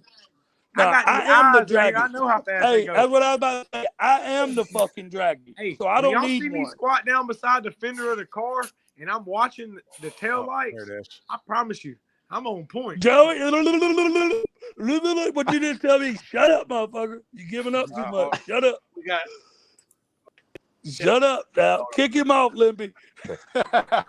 So I have a question. I have a question ahead. for everybody. When you say you lock in a bet, what is can you get off that bet as long as they haven't taken the beans? When do you Most feel definitely. it's okay to get off the bet? When the fucking light comes on. Hey, you can the call off only a way side that bet. the money is locked is if I've already handed you the money or somebody else is holding the money. All the way up until then, you can eat it. Well, a side bet you can call off at any time. If you lock in a grudge race, you normally, the way we do it, if we're racing for $1,500, we'll do 300 on 1,500. So if you break or you don't race or something's wrong with your car or you just want to pay the punk out, you pay the $300. But if it's a fucking side bet on the starting line, you should be able to call that bet off at any time, as long as the light hasn't come on. I've done that because I changed my mind, or I heard me too. The burnout, and I've done it at the end, and then other people have done it to me, and it's kind of argued back and forth a little bit. So I was just curious where other people have stood on that. I did it this weekend because there was a car that was broke, and we talked about it a little bit earlier. I racked up like $1,200 or $1,500, and Joey run over, and because he's my homeboy, we're from the same city, and he was like, "Bro, the car's hurt." You know, he said the car's hurt. So I immediately went to him, and two of them didn't. They disagreed with it. Pops of the group, he said, "I respect it, man. I know the car's hurt, no problem." The other two guys, they wasn't like ready to fight, but you could tell they were like, "Well, we bet it." I'm like, "Bro, it's a fucking side bet." So they hadn't raced yet, and they didn't want to, and they didn't want to let They you didn't out. want to call the bet off, knowing that the other car, he was twin turbo and only had one turbo.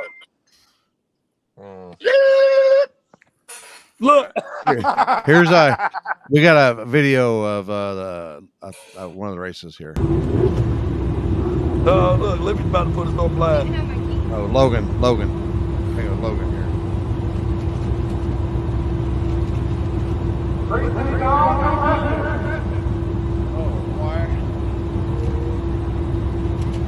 Come on.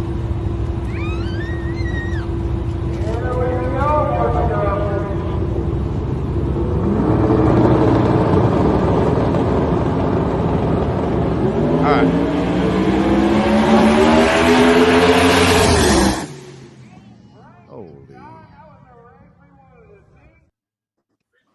Yeah, that was a drag race. Who was in the other lane?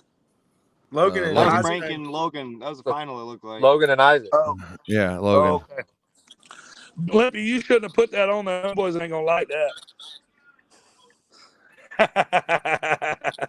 Wow, It's all over. Fast. It's fast. I'm messing fast. with you. That's what I tell you. It's fast. Fuck yeah, it's fast.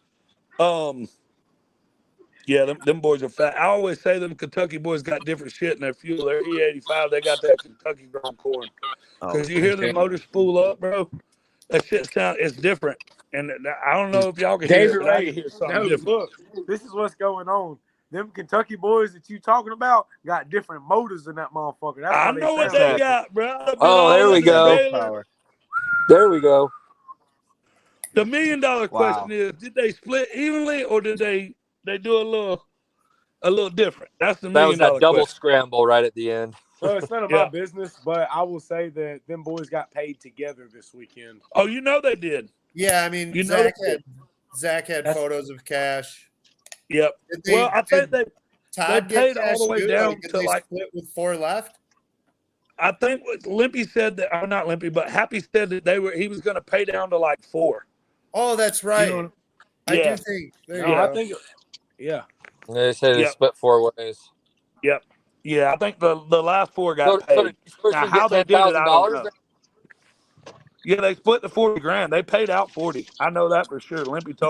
Happy told me he was paying the 40. I paid it. Even with 103 cars, which I think is very respectable, because if you do the math at the buy-in, he had to put money on top. And a lot of promoters don't do that shit. They'll guarantee something and then they don't do it. And I Cody think that's Cook will. shitty. Cody Cook up in Vernal, he paid out for 23 cars, $18,000, Yeah. $15,000 See, that's You respectful as can't have shit. nothing That's but how you respect for them become a when they good do that. promoter. Yeah. Well, he had guaranteed 15, and he said if we get a decent crowd, then I'll throw money on top. And he threw 3,000 extra on top. Cody Cook Yeah. is a racer for the racers. He doesn't even like the promoting, but he's trying to help put That's us how. here in Hey, Utah. I feel like He's that's trying how to help Happy put is. us here in Utah on the map. And it was frustrating that big race was happening in Kentucky and stuff. But it's hard to schedule a race where there's only one race people can go to and things. But just tapping my own shoulder because I am here from Utah. Cody is my boy and everything. Limpy knows Cody. Saw what we had. We're just trying to let the rest of the United States know, hey, we got some guys about it. We got a facility, and we could throw one hell of a race on too. Dude, that's how I feel about Happy.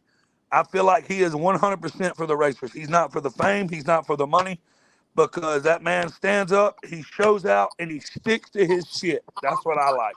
When he makes a fucking call, no matter who gets mad, who bitches, whatever happens, because over the weekend, some people wanted to split at the end of the night. And he said, fuck no, we got trophies. It's a lot of money. We're racing. It don't matter who it upset. Yeah, he didn't care. And I respect that. You know what I mean? As Happy a promoter, and Limpy and BJ are on the top of the list for as far as sticking to that right there. Yep. Hands down. They won't bend for nobody. BJ and Limpy are OGs, man. You gotta have somebody in charge of a race that truly that you feel in your heart and you trust is unbiased and is just going to make the right call because it's the right call. No matter if it pisses off your friends or whatever, they do. You got to do the right thing, and the reason why that's so important is because everybody else looks to that. If they see somebody else being biased, to me, it's a trickle down effect. Where the top guys that you look at are being honest and do the right thing, it shows guys, in the different levels below. Do the right thing, no matter if you agree with it or not. What's right is right. That's why when somebody wins, you pay them. When somebody if you lose, you pay them. It's that simple. Yeah, and see, that's what makes a respectable flag man. Like where we're from in Atlanta, we got one, Chaz Nico. He pays regardless. There's always a winner and there's always a loser. And I'll bet as much as anybody wants to bet, because when he holds the money, somebody gets fucking paid. It's not, oh, we couldn't tell who won. Did he cross? Did he jump? Let's bust the money back down. Fuck all that shit. As a flashlight or a DP man, you have got to stand your ground and pay the winner, and don't worry about if it makes the loser mad. And that's my opinion. You know what I mean? So, and Limpy's the OG. Hell, Limpy, you started this shit, bro. Absolutely. Did he not? Did he not start the street racing shit? Oh hell, they were street racing way before me. I ain't that fucking old, man. But look, you old like racing. Look at you now. I'm just kidding. No, like organized street racing, I would say is all started with Limpy. Yeah, organized street racing. We were all street racing for years. Everyone, raced their buddy in high school or whatever. All the way but through. I'm talking about street the racing like we cash days. Yeah, organized street racing and no prep, really blowing up and hitting the track. That's who I credit for it. All right, so another quick question. How do y'all feel about the new 26 class? I love it. I like it. I like it too. It's gonna blow up. Yeah, because it's dumbing it down. It's dumbing it down. Josh Arnold is fixing to be the puppy kicker. Yep. And I'm telling you right now, there was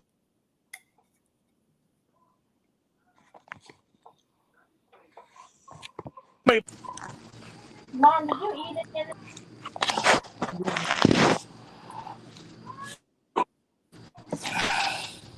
What just happened? We're having technical difficulties. I think so. It's that Atlanta Wi-Fi. I don't know.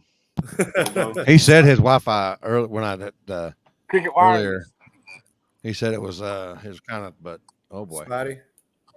yeah.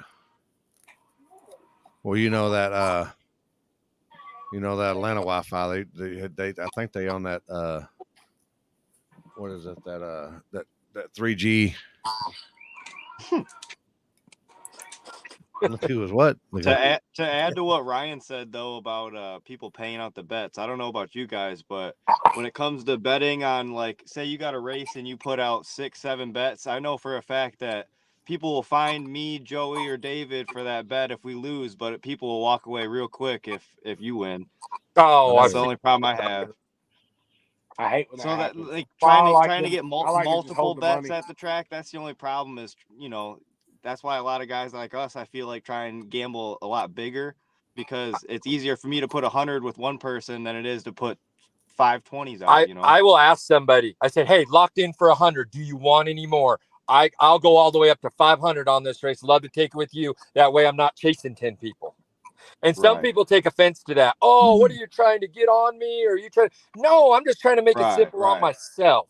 It's so much easier to bet a guy $100 than 5 people 520s. I'll bet all 5 of them 20 if they'll let me hold the money. Doing that too. And for me, I say, no, I'm just giving you an opportunity. I said, if you're looking for other bets, I'll take everything that you want to do. That way it's just me and you right here next to each other. And your risk is gone of people running out on you when you're pointing to some guy across 20, 20 there, 20 there, because then you got to walk to all them 20 people. Shit, when I lose, they come to me. That's where he's saying. That's what we're saying. Yeah, when you lose, they're lined up. I mean, they got the red carpet for you to walk over towards you or whatever. Yeah. For the majority of it, though, for me, at least my experiences all across the country and everything like that, I'd say 85% of it has been good. Don't have to chase anybody. And I'm too old to chase somebody over $20, whatever. Like, run. For real. If you're gonna run, if I bet you pretty big, I'm gonna stick with you. Yeah, if I got something big, I'm next to you, or I'm within eyesight of you. A couple thousand here, something like that. But $20 is I'm gathering 120 here, 120 here, a 50 here, and I see you trying to duck away from me. I'm not going to run after you. But see, and I also think that plays a factor too. Is when you lose, you're looking for the same people to pay them. Like, I run around for 3 minutes the other day looking for a guy, I bet him $100, and I didn't see him anymore. But I took it out. I was fit to pay him, David Ray. Yeah, you know which one I'm talking about. I had it in my hand, and finally Julie's like, "David Ray, here you exactly what you're talking about. Yeah, and because I wanted to pay him. Where's your buddy go? But yeah. And the thing is with gambling, and I know y'all all feel this, if you get the rap of not paying somebody, you won't get a bet again. That shit sucks. Yeah, you know what I mean? So I have like a crazy David Ray why, story. like, you brought up some situations about arguing over a red light or a break. Now, if it's I haven't been in that situation where it's thousands. I've been in that situation where it's $100 and $20. And before the argument, before crowd starts looking, this guy doesn't want to pay. Just move on and don't bet with them again. Exactly. Hey, but there was about 8 of them trying to fight me in Tennessee. So I got a wild David Ray story. The first time I met David was at Grand Hustle. Yeah, the big hustle race. The come up short? Yeah, or what? the come up short race. Okay. And he was betting everyone on the line. And it was pretty awesome watching him like go hard all night. And then my buddy Maynard, who just commented on here, won that truck. He bought a ticket. The last ticket they sold, and he walked up and was like, ticket too. We're going to end it right now. You want a ticket? And he was like, I'll take one. Bought it. They literally turned around and drew his ticket out. So he won this like S10. It was a pretty nice it was a really clean S10 with like long travel. And all the I think it Mac was up for brackets. sale for like 12 grand 24 hours later.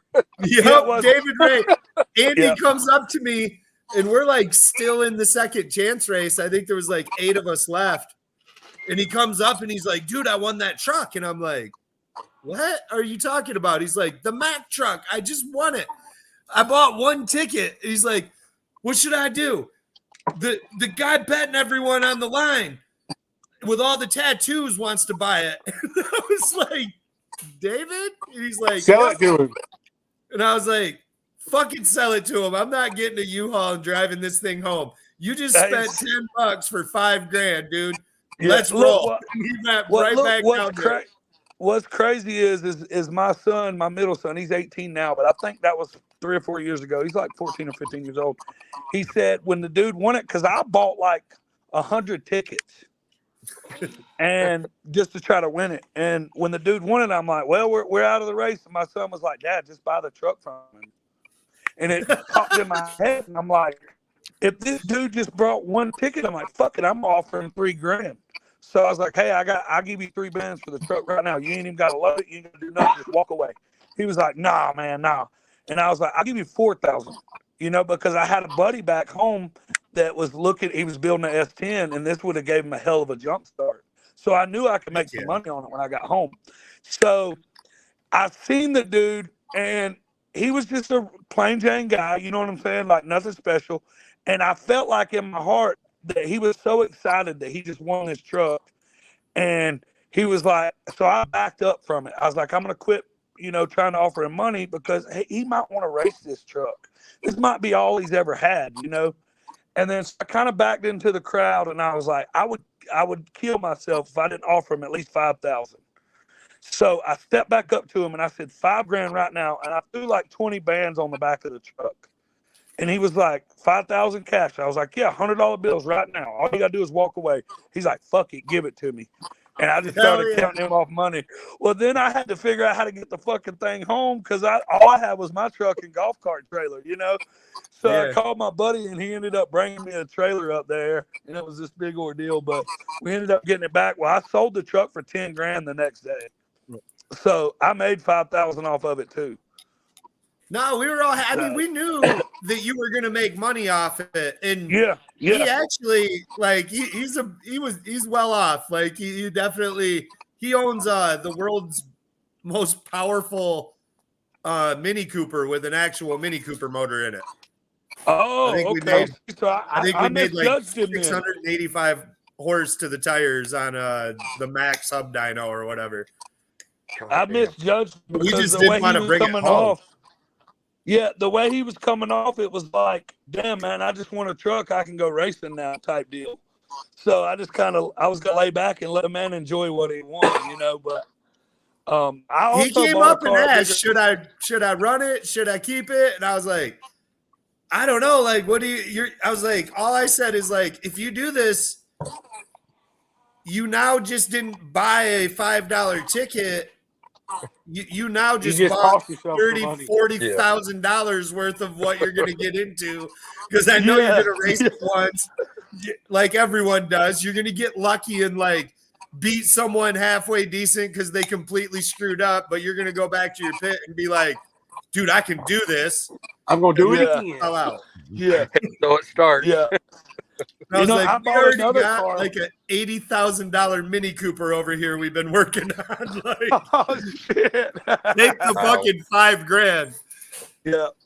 Yeah. Hell yeah. I bought another car at Digger Die like that too. It was a Roller Mustang. The dude won it in the raffle, and I fucking pulled up on him and bought it. I think that was a good buy. Yeah, it was a good buy. My buddy in Alabama's ended up got the car now, but I think I paid him like $6 grand for it because I had a buddy that just wrecked his car in the street, and they needed it. You paid $4,500 for the car. Oh, did I? $4,500. Yep. Okay, I'm sorry. Hey, but either way, yeah, it was a damn good deal because it was caged up. It had freaking fiberglass front end, like fiberglass doors. Like it was a good deal. And I bought it because my buddy had just flipped his car, and I knew they needed a shell. So I got that one too. But yeah, I love buying raffles. I ain't even gonna lie, it's so much fun. because most of the time you can get them cheap enough because people don't have but 40, 50, Nothing 60, in 'em. $100 in it at most. And, they can make that kind of profit and walk away and not have to worry about how to get it home. Shit, they're always down to sell them. You guys probably can't see all these comments, can you? Because this comment section is No, we can't see no we can't see comments. it. I wish we could. I see the I ones bet that get it's wild. highlighted, but that's it. I'm trying to keep up and highlight the ones that I think are hilarious, but like there's a ton that are flying by. Oh, I'm sure. Oh, I'm over on the comment section now. How do you get Just over remember, everybody that wants to Hit bet. his chat at the bottom and then go to comments. Hey, just remember, everybody that wants to bet right now. Chill out. What are they talking about, Ethan? I don't know. I'm trying not to hotbox my house. I'm in the truck. That's why. Hey, they say you need to pay the light bill because you're in the dark. Do you still live at home with mom and dad? Is that why you can't hotbox the house? No, I live with a roommate. Shit, I'm gonna take a fat ass dab right now. He's only like 19, David. Oh, Right? man, Leave him alone. Don't fucking dab. Don't say dab in front of me. Hey, look, he's a gambling little motherfucker to be 19 though. Man, I'm 24. Shut the hell up, Joey. Hey, I'm on your ass. Yo, bro. post that photo real, dude. We should track down that video. Where is the video of that? Ethan, so what about send Limpy that have video. y'all ever seen the young kids from Memphis? It's the brother and the sister. Yep. Yeah. Y'all know what I'm talking about? Huh? Meatball and Bro, them some Yeah. hustling little motherfuckers right there. I promise you. That's what when Memphis they will get get you right there, cousin. Hey, I stay away from them, bro. I ain't even gonna lie. Thomas is Them my folks. Yeah, hell yeah. Them little motherfuckers gamble, boy. Them my folks. I love seeing him. I'm telling you, every time I see him at the track, it just instantly makes me 10 times happier. What the dad's got like the red card. He was going with Cali native. Carnage. Roberts is his name. Roberts. Or something? Thomas Roberts. Thomas Roberts. Yep, I thought so. Yeah, them little. Hey, you can tell right now. They some hustlers, boy. We were out on the street. They pulled up Hey, and them they folks opened was real close to Cali Nate too. Yeah. They were all street racing and they pulled up and he opened the door and they let the dog out. And if you've ever seen them, see what their features are. And that old bulldog ran out and I was like, God dang, that's fucking fitting for them to have their attitude, the way they look, and them have a fucking bulldog. I was like, dang, that's just Dude, at War in the Woods, the little girl come running up to me and Schoolboy, and she was like, "Let me get $10 and we'll bet." And Schoolboy pulled out $10 and she grabbed it and gone. It was the best move I've ever seen in my life. Hey, and normally they'll do that. And they'll have a wad of fucking money already. I thought it was amazing. Yeah. Jasper, I sent it to Hey, you. as far as everybody traveling outside of the You sent city it of to me or Atlanta, Limpy? most of the people are extremely I sent different. it to you. But Okay, them I'll pull this one folks up. right there is about the closest you can get to an out of towner being an ATL. Yeah. Hey, for the what you just highlighted, honestly, I think the best betting spots for me has been War in the Woods and Nigger Die. Yes, and the pad too. I really want the pad. I want to make it New out to Orleans. Yellow Belly. I've only been there that's where I twice, wanna go. but that one's Me and lit. David Ray finna go to Yellow Belly though. Oh, we Yeah, I is. We're wanna gonna get to take a Yellow flight. Belly I'm bad. coming to Yellow Belly. That's on my bucket list. Dude, Yeah, run y'all like we dice? finna go They like party with they do Jimmy Dale. dicing. They be throwing dice. They be doing all kinds of stuff out there. I already told Jimmy Dale and Poland they gotta let me. I'm VIP when I walk up in that thing though. VIP. Right. Hey, that's another thing too. Does it happen to y'all? Because it happens to me. Most races that I go to, they pretty much let me do what I want to on the starting line. Does that happen for y'all? Yeah, I'm happy to because it hopefully goes to the pot. Like when I went to the gangster race, I think it was $100 last year or whatever for the starting line band. I just pay it, but I can pretty much do Yeah, whatever. I'm fine with paying it too. But like this weekend, Happy's wife just come up and said, "Stick your arm out," and she put a VIP wristband on me for free. But I'm more than happy to pay it because I like to show love, so I can have a place to go gamble. You know what I mean? Well, they know that we're going to Every help do time the I right go thing, on the and street we're for influential spectator to the for crowd. spectator pots and stuff, I try to put at least $100 into it, and it makes me mad. There's so many people, and those are the people that are standing in the road and making things, and them bastards didn't even put $5 in to watch. Yeah, I know, right? Yeah, I hate that. Yeah. Yeah, I always try to show love, like when the skinnies people's around, and I always try to, like, if I win 6,000, I'll go spend a band with them just to show love to them. You know what I mean? Monkey Town. Yeah. Boom in your ass. I think Oh, Lippy done. no. Oh, Funky Town. Yeah, Funky Town. take He's a puff, Lippy. But yeah, I try to show love to the promoters, man, and all that. For sure. Yeah. Yellow Belly's an adventure. Hey, that's on my bucket list, man. That's on It's my good. bucket list. I gotta It's get out good there. gambling. I wasn't able to make it this year, but I went last year, and if it wasn't just racing, it was dice, it was quarters, it was odd man out, it was high die, it was just anything and everything. Yeah. What's the most y'all won at one event? 12. Do y'all want to give about how much or a roundabout? No, I'll give how much. Mine was 12,860, and that was War in the Woods when Callie Nate won the event. I think it was a couple of them ago. That's my biggest. Is that when Jasper and Nate was real close? Was that close one? Maybe so. Yeah, it's the one Rank went to. That was before Nate won it. Well, I know, but Nate. Think so. Nate edged out Jasper by like fucking 4 inches, maybe. No, that was that was the one that I was at. The one David Ray's talking about was the one before that. I was not before at. that. Oh, okay. Yeah, it's when they gave out that Army helmet, whatever that Army helmet was. Yeah, when that was Gangster's Paradise, wasn't it? Oh no, yeah, you're right. That was 2 years ago. That was the one that Nate won. Yep. That was the one that Nate won. Yep. Dave Don said 3,800. R.I.P. to my homie Nate too, man. I miss him. That was a good dude, man. He was one of the best to do it in the game, in my opinion. Yeah, it was pretty wild. This weekend, I found one of his stickers in the trailer. I seen that, and you put it on your car. I seen that. It was like the Hey, first David, time I you put it up remember- after we won. You remember when he skint Cody Warren up at Paradise? Yeah, gave him 10 cars. See how that happened. We was trying to trick another dude into doing it.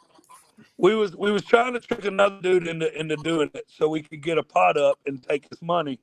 And because he's a guy from Alabama, he's got a real loud mouth. I ain't gonna name no names, but he's smart with the racing too.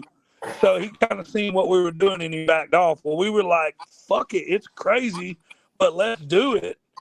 And we just all put in $100 a piece. I think it was a $500 pot.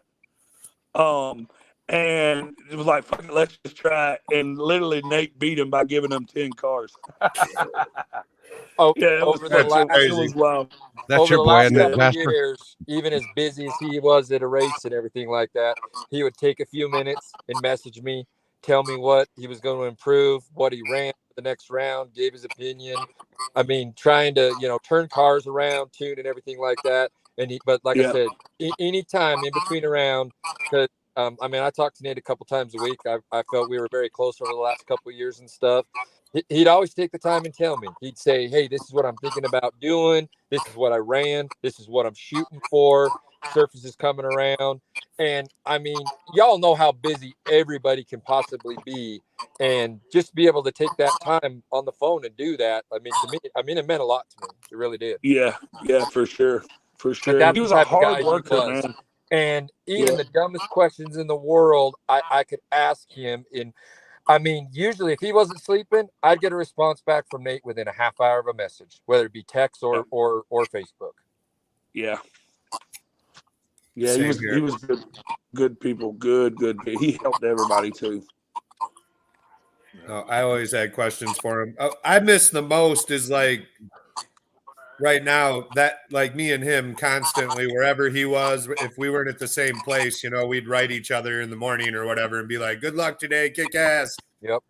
And like that's why like it was kind of wild. Like we got there early and I thought right off the bat, I like looked at my phone. This is before it came out of the car and destroyed. And was like, you know, like I thought that like normally right now Nate would be on here either saying thanks, good luck to you too, or beating me to it with good luck today, kick ass. And I was he kind of definitely like, has man, me in that's the crazy. comments right now too. Yeah. And then we started cleaning the trailer because we got there so early. You know, it's my home track. It's 10 minutes away. So we got there early as heck. And we're like cleaning the trailer. And all of a sudden, Bobby's like, look what I found. And I was like, oh, give that to me. That's going on right now. And it was the first thing I thought of when we won. Because the race was very similar with Zach Jones. I mean, it was, I don't know, probably a foot like at the finish line and all the way down. So it was pretty cool. Yeah, I think that when you and him were that close, I think he found a newfound respect for you that night because when you come back to the trailer, he was like, damn, that fucker's fast. It was definitely like wild. So I think we kind of weirded him out. So we had met before and we had talked a few times, and he actually, I think, was kind of like not mad at me or nothing, but like was kind of like, I don't know, you know, because a little bit, yeah. Well, we had an argument at the Grand Hustle race over the buy-in on the buyback race. Now mine was paid for from Bipolar, so obviously I didn't care. I was like, whatever amount, I don't care, you know. Well, Nate said 1,000, and like Rank and a few other people were like, cool, and I was like, hell yeah, I'm in, you know, because it was Bipolar paying it, so I was pumped. I didn't really care. And then like Matt Rice and a bunch of other racers were like, after that kind of became what it was, we're like, oh, can we do like 200 or something, man? I can't afford that. Would you say something? You know, they didn't want to say something because it was like Callie Nate's idea, you know, and that's how much respect he had. Yeah. And I was kind of like, sure. well, hey, you know, like 30 guys over here want to pitch, you know, $2,000 in, or us 6 can race for, you see what I'm saying? I was like, we can race for more money and let these guys in. We kind of argued back and forth, and they ended up going that way. And then when we got to War in the Woods, it was like 3rd round or something. And we were up there at the Fuel Tech trailer with Garrett, and I didn't notice that like Nate was like standing at the edge of the trailer, like because we were inside it. So I couldn't see, you know, that he was over there. And when they called the pairs, they were like Jasper left lane. And we were like, who do we get? Who do we get? And they were like Callie Nate. And me and Jacob were instantly like, fuck yes. Like, let's go. Let's go get ready right now. This is going to be sweet. And I think it just kind of caught him off guard. He was like, well, these dudes are like pumped. They drew me. Like, everyone's always pissed off or whatever. And I just really wanted the photo. I was like, dude, this would be sweet. War in the Woods, me and him lined up. I've always wanted to race him. Yeah. And then he wrote me before the race and was like, man, it's an honor to race you.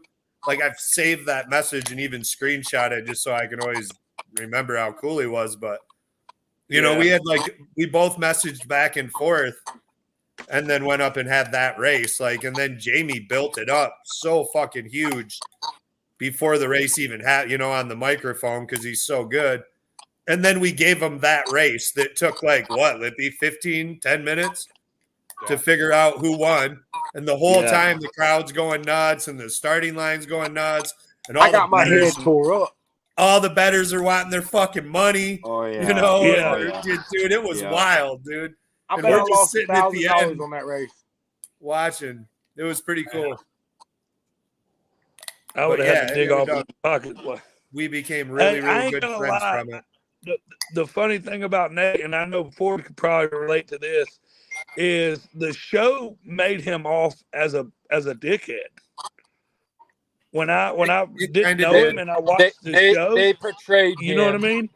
They but kind once of I portrayed met him him, as a bad guy. Yeah, once I met him, dude, I was like, bro. JJ leaned toward that too a little bit, kind of making him the enemy, especially after he cleaned up that first year and on. see, that's what made me respect him. I said, hey, they make me portraying him out to be whatever they're trying to do, but ain't nobody in the history of that show took JJ like Callie Nate. No.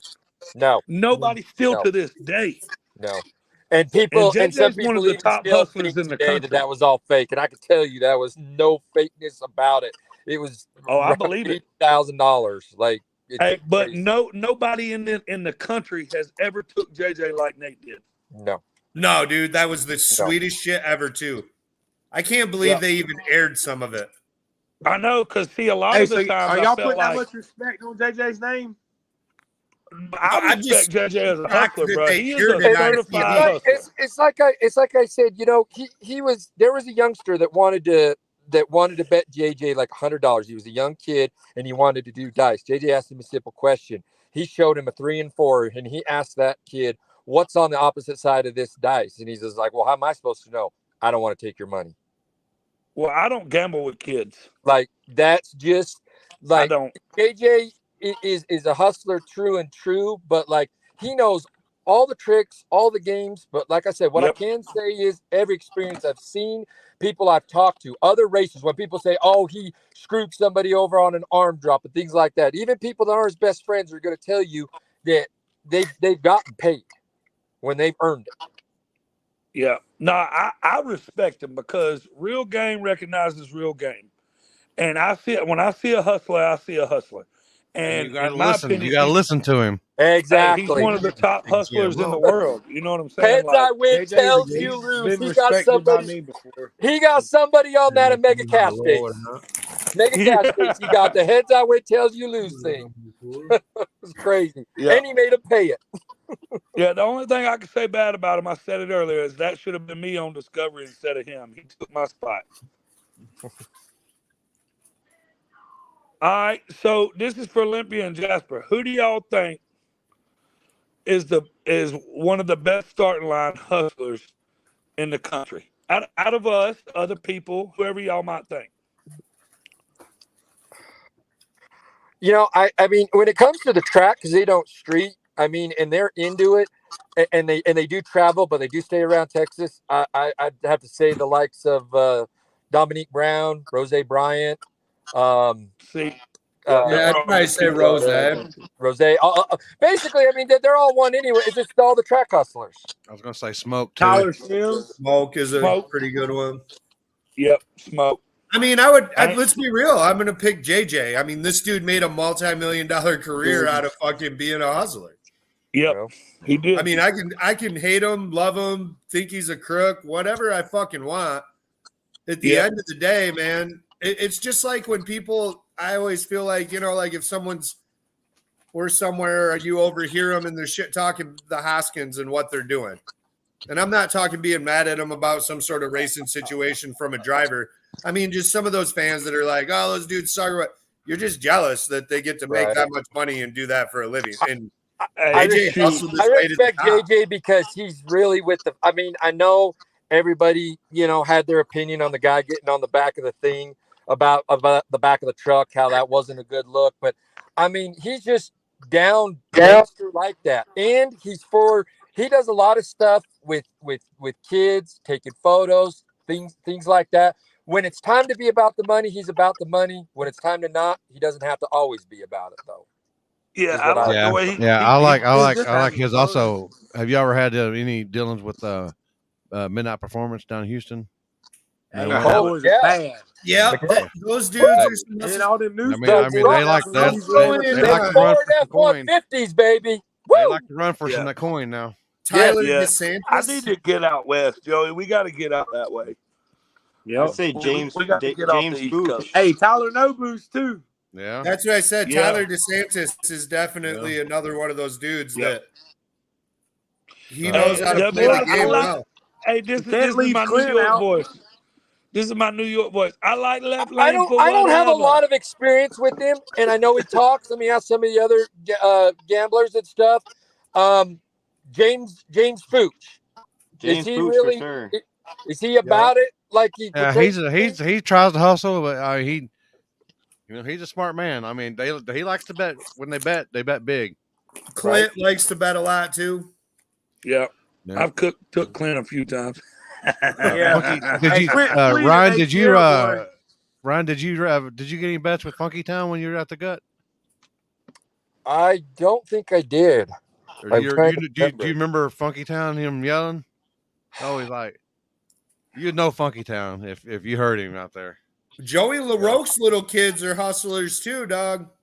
Dude, Boom into your ass. That's what he said. Boom. They're the other set of kids on the line at War in the Woods, other than Thomas Roberts. Yeah. So like all those kids up there, there's two sets mainly, and one set's Joey LaRoque's, and the other set's Thomas Roberts. I don't. Hey, you got that little you got kid the down boys in from Alabama Fentanyl, with the too. braided hair, David Ray. Yeah, he's a little hustler too. Yep. Hey, I never forget. He done took his daddy's beer out of the golf cart one night and walked 3 steps away and started selling $5 Bud Lights. I was like, dude, this fucker is amazing. Yeah, that's the future of our sport, man, of the betting sport. You know? Yeah. No, they're I'd pretty say awesome. the Lyons brothers, they put up some good money. The Fentanyl kids, they Oh, put up yeah. some money. Yeah, them boys they're very respected by me.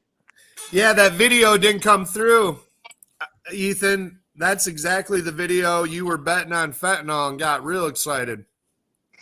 Oh, where you got the picture of him going?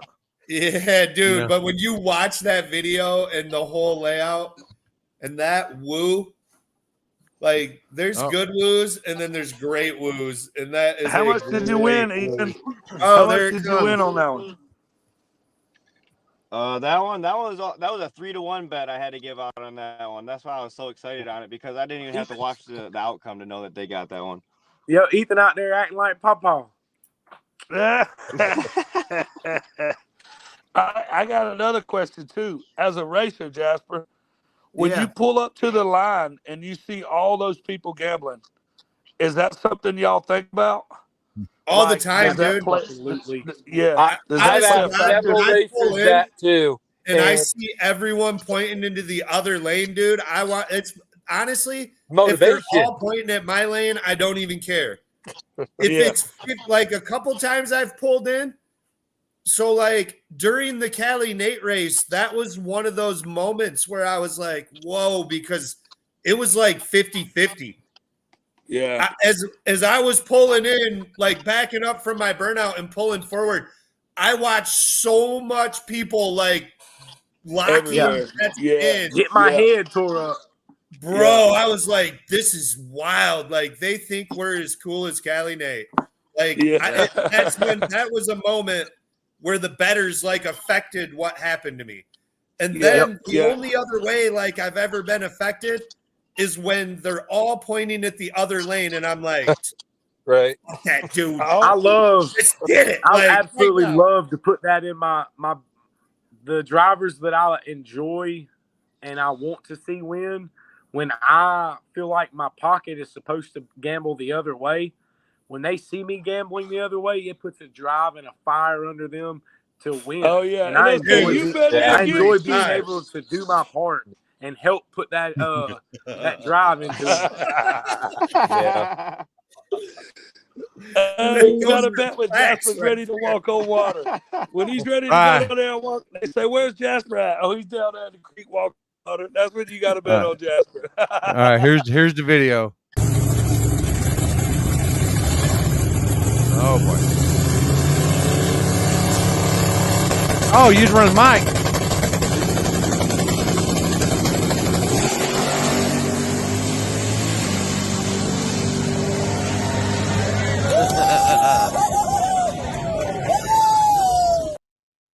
Yeah, he's running the mic. He's running Corley. He's running Corley. Yes, sir. My brother's getting paid. That's that get paid face right there. That's what that is. Yeah, that was the like first a time, quarter ounce of I seen mushrooms. Mike after that too is hilarious. The Mike was like, "Hey, am I gonna get some of that T-shirt revenue or what, motherfucker?" So I like doing this too as a gambler. When I give crazy odds, and whoever I'm betting, I'll turn around and look them in the eye. I'm talking to them the whole time the race is going on. I'm not even watching it. And then I'm like, pay me my money. It mind fucks them. Like, it mind fucks them because you're not even watching the race. Your back's towards the race, and you're like, pay me my money. And they're looking at you like, really?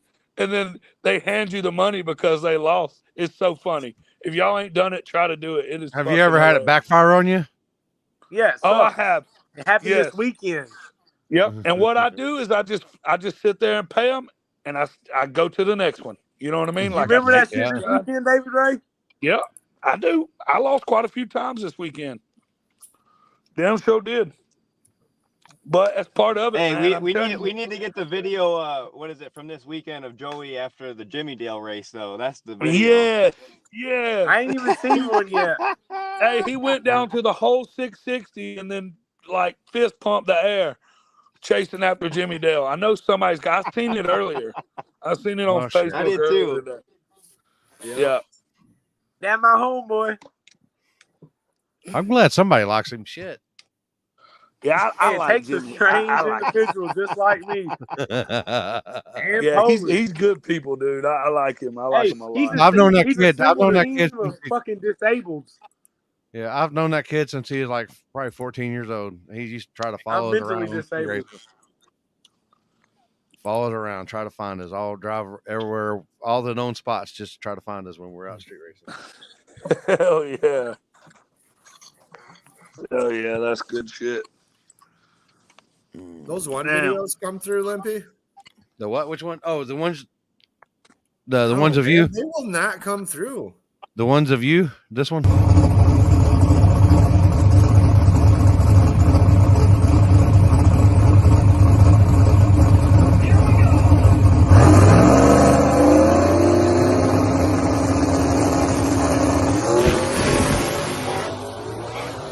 Oh yeah. Oh yeah.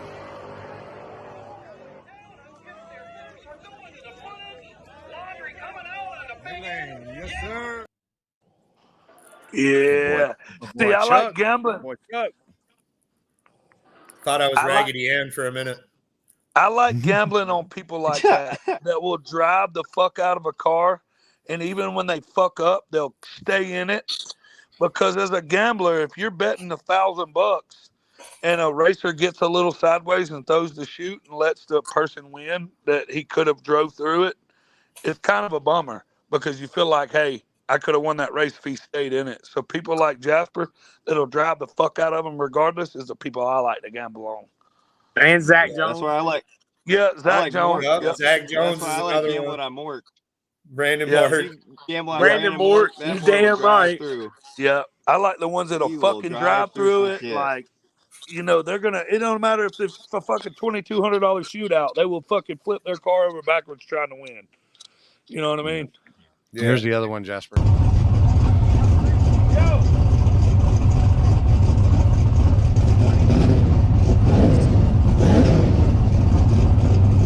Anybody seen Limpy? We waiting, Limpy. All right, yeah, we here. You hear me? Oh, well, you know, you lined up. What's wrong with it? Yeah, watch how close this is, man. All the way down. I needed that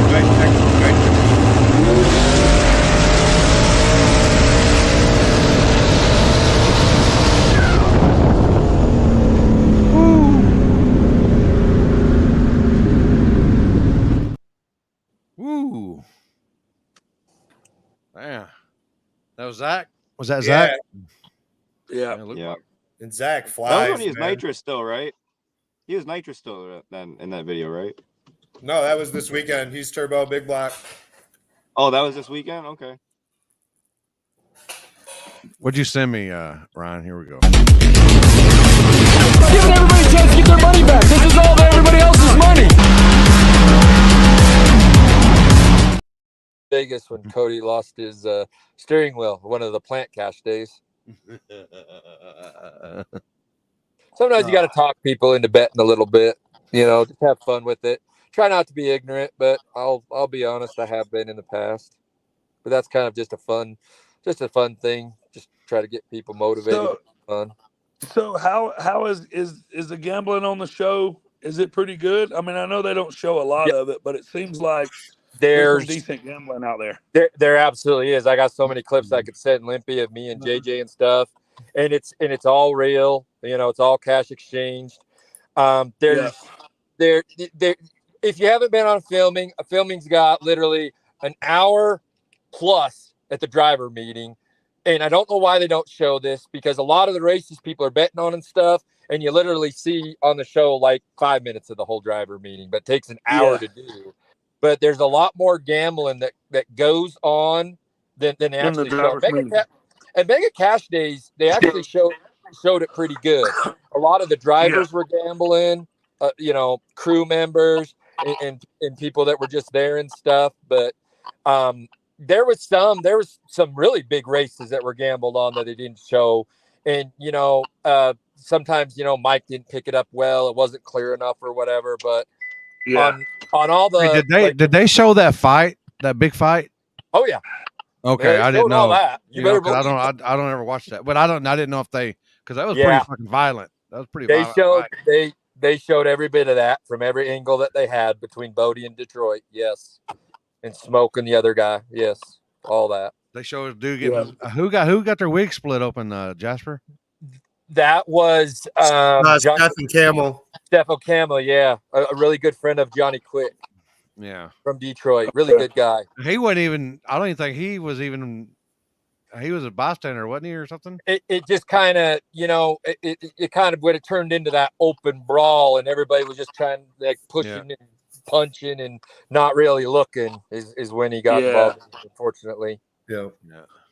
I think Mo got sucker punched too or something. By the one dude. The guy who was supposed to be racing. Yeah. The big Terminator dude. And Mo just took it, dude. Yeah. I was like looking on the ground. I was like, where'd the dude at? Like the littlest dude there got hit by the biggest dude maybe on earth, and just was like, I guess. And you heard that fucking slap all the way to the fucking highway. Oh yeah. I mean, he's like, bam, and he just stood there, and I was like, and honestly, as much people want to say this is fake, this is TV, the cops are sitting there. I think they were kind of in shock, and they didn't get in front of him. One of them just yelled, "Hey, we need to clean this up, or we're going to get involved." But that was after the fact. They said something after the fight was over, but they didn't block nobody. They didn't try to prevent anybody. They sat there. Well, and when shit like that happens, there's probably only 2 or 3 cops out there, and there's 500 of y'all, and honestly, they don't know what the fuck's going to happen. So they're pretty much. JJ hollered at all the Memphis guys. He goes, "Y'all get out of it, y'all." If y'all JJ said, "Memphis is in our fight," and just everybody else. Oh yeah. He said, "Y'all get involved. Y'all might as well just pack your shit and go home." Yep. Well, he's looking at the money side of it too. You know what I mean? I think he was on. On treading water. He don't want to fuck up what he's got going on neither. You know what I mean? Well, he was treading on water as he was lightly. He was walking on thin ice as it was. I think. Right. So I've been very successful when it comes to the shows. Mega Cash Days was right around 8,000. The last fastest in America was right around 7,500, and that was after my expenses of being out there for 10 plus days, flights back and forth. The one in Texas, America's List. And that was me flying back and forth 4 times, and that was about another 7,000 up.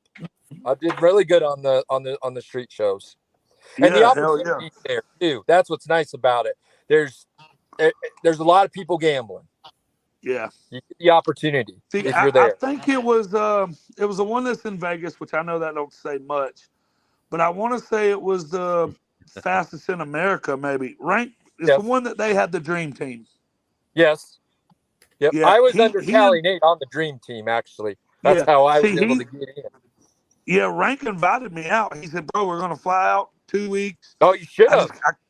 I was on probation, and I couldn't be out of state on TV. You know what I mean? Like, I wasn't allowed to leave the state and be on fucking TV. You know, you can't really say, "Oh, I wasn't there" when you're on fucking Discovery. You know? Especially you stick out and talking about gambling. Yeah, you're gonna get a camera on you at least once. And see, that's another thing is I don't know how they would take me. You know, because I'm loud, I flaunt it. You know what I mean? Like I do my thing out there. Now, So I mean, other than your legal ass point, they're not going to matter. They like that. I mean, if you got into a rumble with somebody, or you wanted to make a big bet, I mean, just let it flow. Be natural. Yeah, that's right. I'm pretty good at it. So yeah, I mean, if I ever get the Yeah, chance you are, to go baby. again, I'm Yeah, going now. Yeah, I'm pretty good, ain't I, Limpy? Facts. I do pretty good. And those $7,000 and $8,000 and $9,000, $10,000 trips are, I love them. But I ain't gonna lie. After this weekend, my shoulders are still sore. The bottom of my feet hurt. Like, it's a lot of fucking work to run around that starting line for 12, 14, 15 hours. Just standing there on concrete. I was feeling it. I was feeling it myself. And every time I sat down, it was telling worse me. Tell me about it. Tell me about it. Oh yeah, I know you feel it, Lindsay. I know that. And the older I get, the harder it is. Like, ooh, man. Tell me about it. The 50K race is coming up, and then War in the Woods is right after that. So that's 2 weekends back to back. I'm gonna be fucking damn near dead when I get done with those two. What, are you going to a frontside race? You going to a frontside? I don't like frontside, but when you put that many gangsters in one spot, it's gonna be a party. In there. Yep. Yeah. And if there ain't good gambling, I'll make it good gambling. I promise you, I'll draw people out of the crowd to gamble. I promise you. I do it at every event. Yep. No, I imagine those type of events like that race and King of the South and like Gangster's Paradise probably are the best to bet at, because you have people that like Is Armageddon big for that? I've never been. Sorry to cut you off. I just got in my mind. I don't know. I've never been either. The big one in Oklahoma. It's Armageddon, isn't it? Okay, yeah. Take Armageddon, where you have a bunch of top-notch cars. The betting's got to be amazing. Yeah, but you got to know your it's shit, easier to get a bet They in a say race it's no prep that's there, but like it's not no prep. It's not really Frankenstein and Ryan than it is Frankenstein and Johnny Rocket from Columbus. Right. Like, you know what I mean? Like, so if you have a race like Corey's King of the South, that's literally your first round pairings are Todd Spears, Isaac Preston, Logan Paul, Brandon Mort. Yeah. Manny Bujinga versus Lyle Barnett. Like, you're going to have betting both ways. Yeah. Hey, and honestly, if there isn't no gambling, which I know there will be, who would not want to see them pairs? No, Just you know what I'm saying? I'll go get me a cooler and sit in the fucking stands if I got to see that. You know, that's going to be a bunch of badass people fucking racing. I agree. Yeah. Right. Connor's talking about the little wild goose chase. He took my damn golf cart to McDonald's and got pulled over this weekend in Kentucky. And he said, hands up, don't shoot. Yeah, I had to get the rollback driver to go get my fucking golf cart. But now, to his defense, I had done been to McDonald's and Hardee's in the gas station like 6 times that day. So, but yeah, they were fucking impounding people's shit and threatening to lock them up for going out on the road. Oh. When we went there a couple years, 2 years ago, last year, I don't know. It was kind of that way too. So it was really muddy, and they made us pit across the road at that used car dealership. Yes. And it was really cool at first because I was over there by myself, had like the whole lot. And I would just golf cart across the road with it and pull right in. You know, you could just go left, right when you get in. Yeah. So it was like pretty sweet. Then the cops came and like flipped out and was like, yo, you do not come back across this road again or we'll impound this shit. And I'm like, well, what do you want me to do? And they're like, I'd load all my shit up and go across the road. So we ended up hitting with Mark. Luckily. Dude, there was people parked at the elementary school, the dealership, the O'Reilly's, the shopping center, the high school down the road, across the street, lined up down the road. And then you couldn't even squeeze a fucking golf cart in anywhere inside the place to park. It was that many people there. It was a fucking party. Happy It looked did his like it. It thing. looked like a good Yeah. time. And even with the chance of rain, I thought was going to hurt it, but it really. I think if it wouldn't have been a chance of rain, there's no way they would have put all them people in that place. It was that many fucking people. You had 10 pound or 5 pounds of 10 pounds of shit in a 5 pound bag. Yes, exactly. That's or what, like stepping on a used condom in the hotel room. Oh There boy. you go.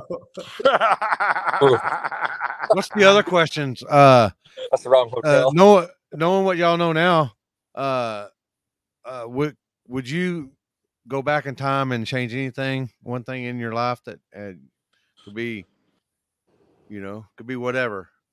Nah, because I've been to prison. I've got tattoos all over me, but I've got a wife and 4 kids. I ain't been in trouble since 07. I ain't been on drugs since then. I probably wouldn't change none of it because it made who I am today. You know what I mean? Like it built who I am. Like would I change it to be on Wall Street and be a millionaire? Probably not, because if you got that type of money and you don't have any street smarts, you're not going to keep it very long. You know what I mean? So like, I'd rather have street smarts over anything. So I probably wouldn't change shit, honestly. What about you in the flagging game, Limpy? Would you change anything? Because I mean, you might not say you started it, but you did in my eyes. So, would you go back and change anything? I'm good with all my from my fuck ups as a teenager all the way up to now. Yeah. I wouldn't change a thing. And see, it's kind of like when you speak and you make a call, nobody even protests it. You know what I mean? Because like you're the OG in this shit. So. Well, I mean, yeah, I don't have favorites. I mean, I do have favorites, but when you're racing, you can't have favorites. You gotta make. No, you can't. I mean, Yeah, I come from an era of, if you're a man of your word, and if your word ain't shit, then you ain't shit. Yeah, you ain't shit. And, well, as a flagger, you got to be like that too. You can't take sides. You got to stay neutral. One little hiccup can ruin it for you. You know what I mean? What do y'all think about flaggers betting on races? I don't like it. Don't agree with it at all. No, it shouldn't. It shouldn't be. And just to go back on one, maybe because I'm biased, it's like that race that the guy in the blue Formula and Callie Nate had, where the flagger wouldn't make the decision that he had on the streets. I know you know what one it is, Limpy. Yeah. Just for the fact of he made a call to rerun, but 10 people got in his ear and he changed it. And ultimately, that's bullshit. Ultimately, it's supposed to be the flagger's. It's the flagger's decision when he makes a call, and honestly, to me, it comes down also to the crew, the racers, bettors, fans, whatever you want to call them, to influence it the other way. We on the outside, just everybody, if you're at somebody's event and they're the ones, you respect it either way. You don't push it one way or the other, and that's what that's what it really frustrated me about that one. A lot of times that bettors do this too. There'll be something like that in question, and we may only have $100 on the race, but they may be racing for 40 fucking grand. Yes. So at that point, I stay the fuck out of it, because even if I know that I lost or I won and I'm going to lose $100 or I'm going to win $100, I stay out of it, because these guys are racing for big money. If I had a video that helps to go either way, even though you don't want to have 30 of them, I'll offer it up. But at the end of the day, as a driver, racer, crew guy, gambler, whatever, you have faith and you trust that the flagger's going to do the right thing and make the right call. Yep, 100%. See, I'm not a videoer. I don't video any races. I fucking video, and then when the race happens, the phone's over in the crowd somewhere because I'm watching the fucking race. You know what I mean? Like, I can't video worth of shit. Yeah, but you got to respect the flagger's call. Hands down. Absolutely. I totally agree. Absolutely. And at the end of the day, I think they want to make the right call. Whether it's for a friend, not for a friend, but just for the whole what's the word I'm looking for? Camaraderie is not the right word, but just for the whole game of the street race or the track, just whatever, just for the greater good of what we're doing. Yeah. And what's I remember going I went on. down. I remember I went down South Texas with Joe one time. The Prime from up here, all-wheel drive S10, and they went down there and they were doing some backside stuff, in the truck scene in Texas. You know how that goes, and there was a big grudge race right off the trailer, this and that and the other, between Joe and one of the guys from down there, and got him in there, and Joe jumped. I jumped, and I called a jump, and the guys, all his teammates were like, look, he jumped. I said, I know, I called a jump. He goes, no, look, he jumped. And I said, I know, he jumped. I called he jumped. He said, that's your boy. Yeah, said, you can't my do boy, that. but he still jumped. Yeah. I jumped on you. Yeah. I don't know how Limpy's flagging is like the most simple. I was guessing the light. Yeah, you got caught. That's exactly how. Cookie jar. Then the next time I guessed it perfect. Like, Limpy I does don't it know so if he's ever simple, had so someone less guess it complicated. better. Yeah. So I've had it fail me before, but like, I don't know.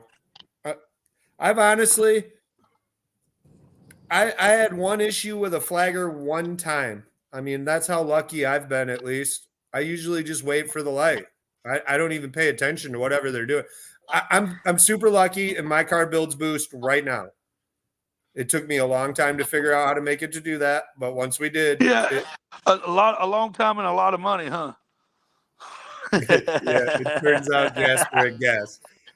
Well, when we drew Ryan Mitchell at Wagler, I guessed. It ended up being a great guess, but it didn't pay off. So, well, I learned this a long time ago. Like when Big Chief used to do, they would travel, and he would tell them, "You can't get mad at the flagger. You got to be able to show up, race by their rules, and still fucking win."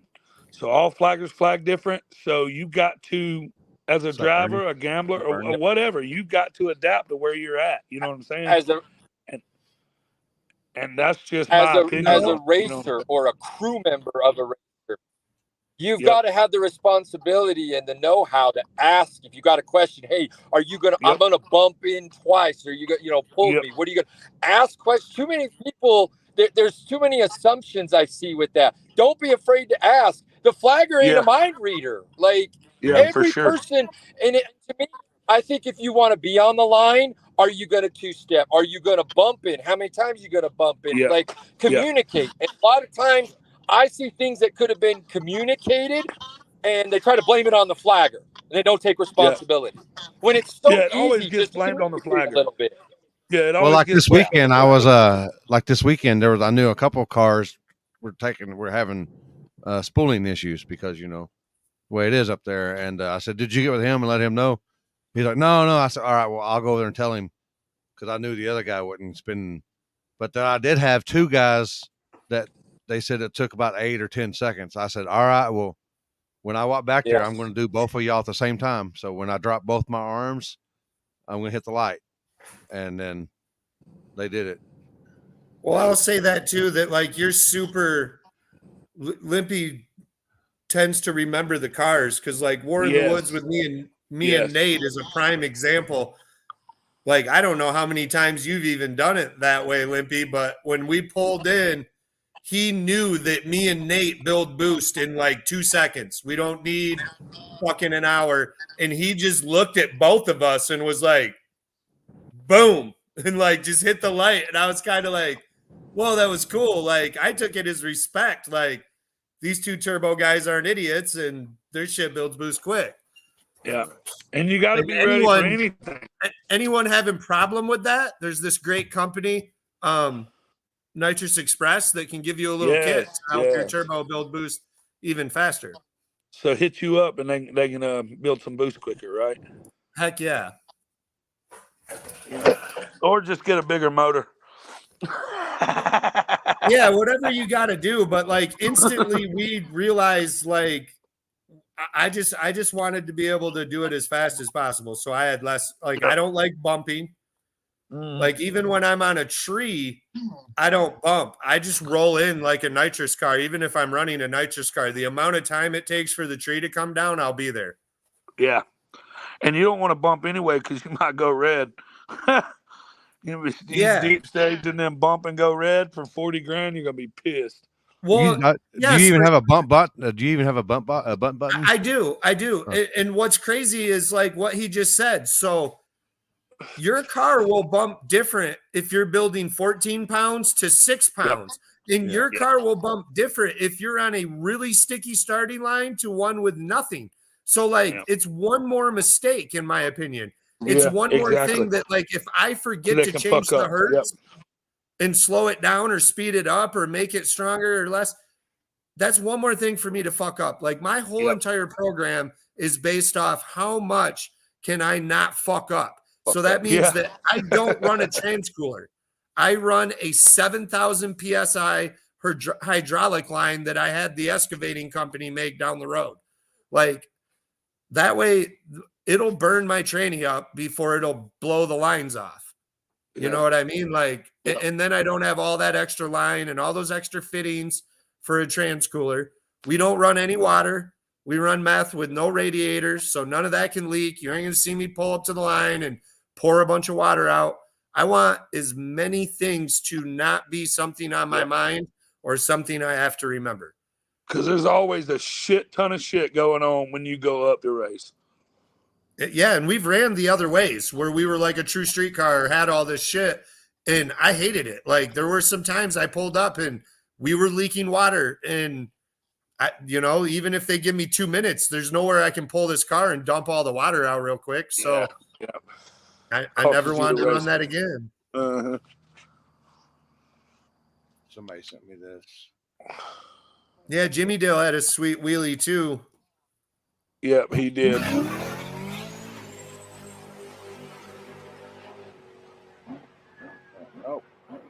Oh, there he is.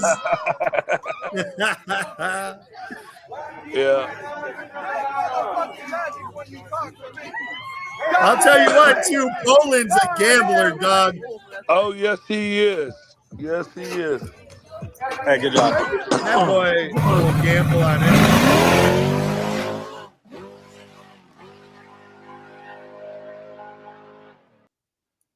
Dude, nitrous is so cool. He's the only one that took the 10-1 when Frankenstein run. But me, like, I gave him 10-1. I'm that way too, man. That, like, if you give me something crazy, I'm just gonna take it because anything can happen. I know that so much can happen. Yep. Yeah. That's why it really can, man. Like, out of your control. Even if I was, if I wasn't flagging or anything, I would, shit, 10-1. Like, I'm betting 100 can win 1,000. Fuck, dude. There's not very many situations I wouldn't take that. But there's not very many situations as a gambler I would do that. There's very few cars that I feel comfortable doing that on. I'm sure. What I mean? Yeah, I do. And it has to be with one that I've won some money with before, that where I could say, okay, well, I've won 10,000 with that car. I'm okay with losing 1,000. Yeah, no, I totally understand. But I got $220 off 10-1 that I wouldn't have got if I wouldn't have gave those odds, because nobody else was getting a bet. Nobody. Dude, my boy got balls. He just throws them over his shoulder. He throws them over his shoulder with his hands. Oh, yeah, hell yeah, he does. I'm telling you, man. Yeah, it's good stuff. Jasper was a stay-at-home gambler. Oh, I love Damn, we should have had on would be Jess Boy, Easy Money. Yeah. we could have brought Jeff and fucking, they've been doing that. They do a bunch of the online gambling stuff, and they bet on the horses too, didn't they? Just recently, he had a was it a $4,000 parlay or something like that, or $5,000 parlay? Yeah. And then they had another one. He hit something on. It was a $8,700 something or another. They do all kinds of gambling on sports game. It's sports like sports stuff, like basketball and baseball, and NBA stuff. College, I think it was college basketball too. Which I heard. Y'all do any of that betting stuff like that, like college online or like March Madness stuff? Did y'all do any of that stuff? I don't bet on nothing but drag racing. I'll go to the casino, but that's pretty much it for me. Yeah. I got to know what I'm betting on. I don't just, I got to be in it, know the stats, and do my homework. There's skill to it. It's not just going out there and getting lucky, in my opinion. Right. Yeah. You can go out there and have a good weekend flipping quarters just because it was your weekend or something. But with racing, there's skill to it. Yeah, like poker. Mm-hmm. I was in Vegas one time, and they were out there flipping, and I was flipping, and fuck Ryan might have even been there. I don't know. But they were flipping for there was one bit, there was a flip for 500, and then they flipped for $2,500. One dude that won wasn't even there. He was talking to the dude on the phone. And I was like, God dang, he just won fucking $2,500 on the fucking flip, and he wasn't even there.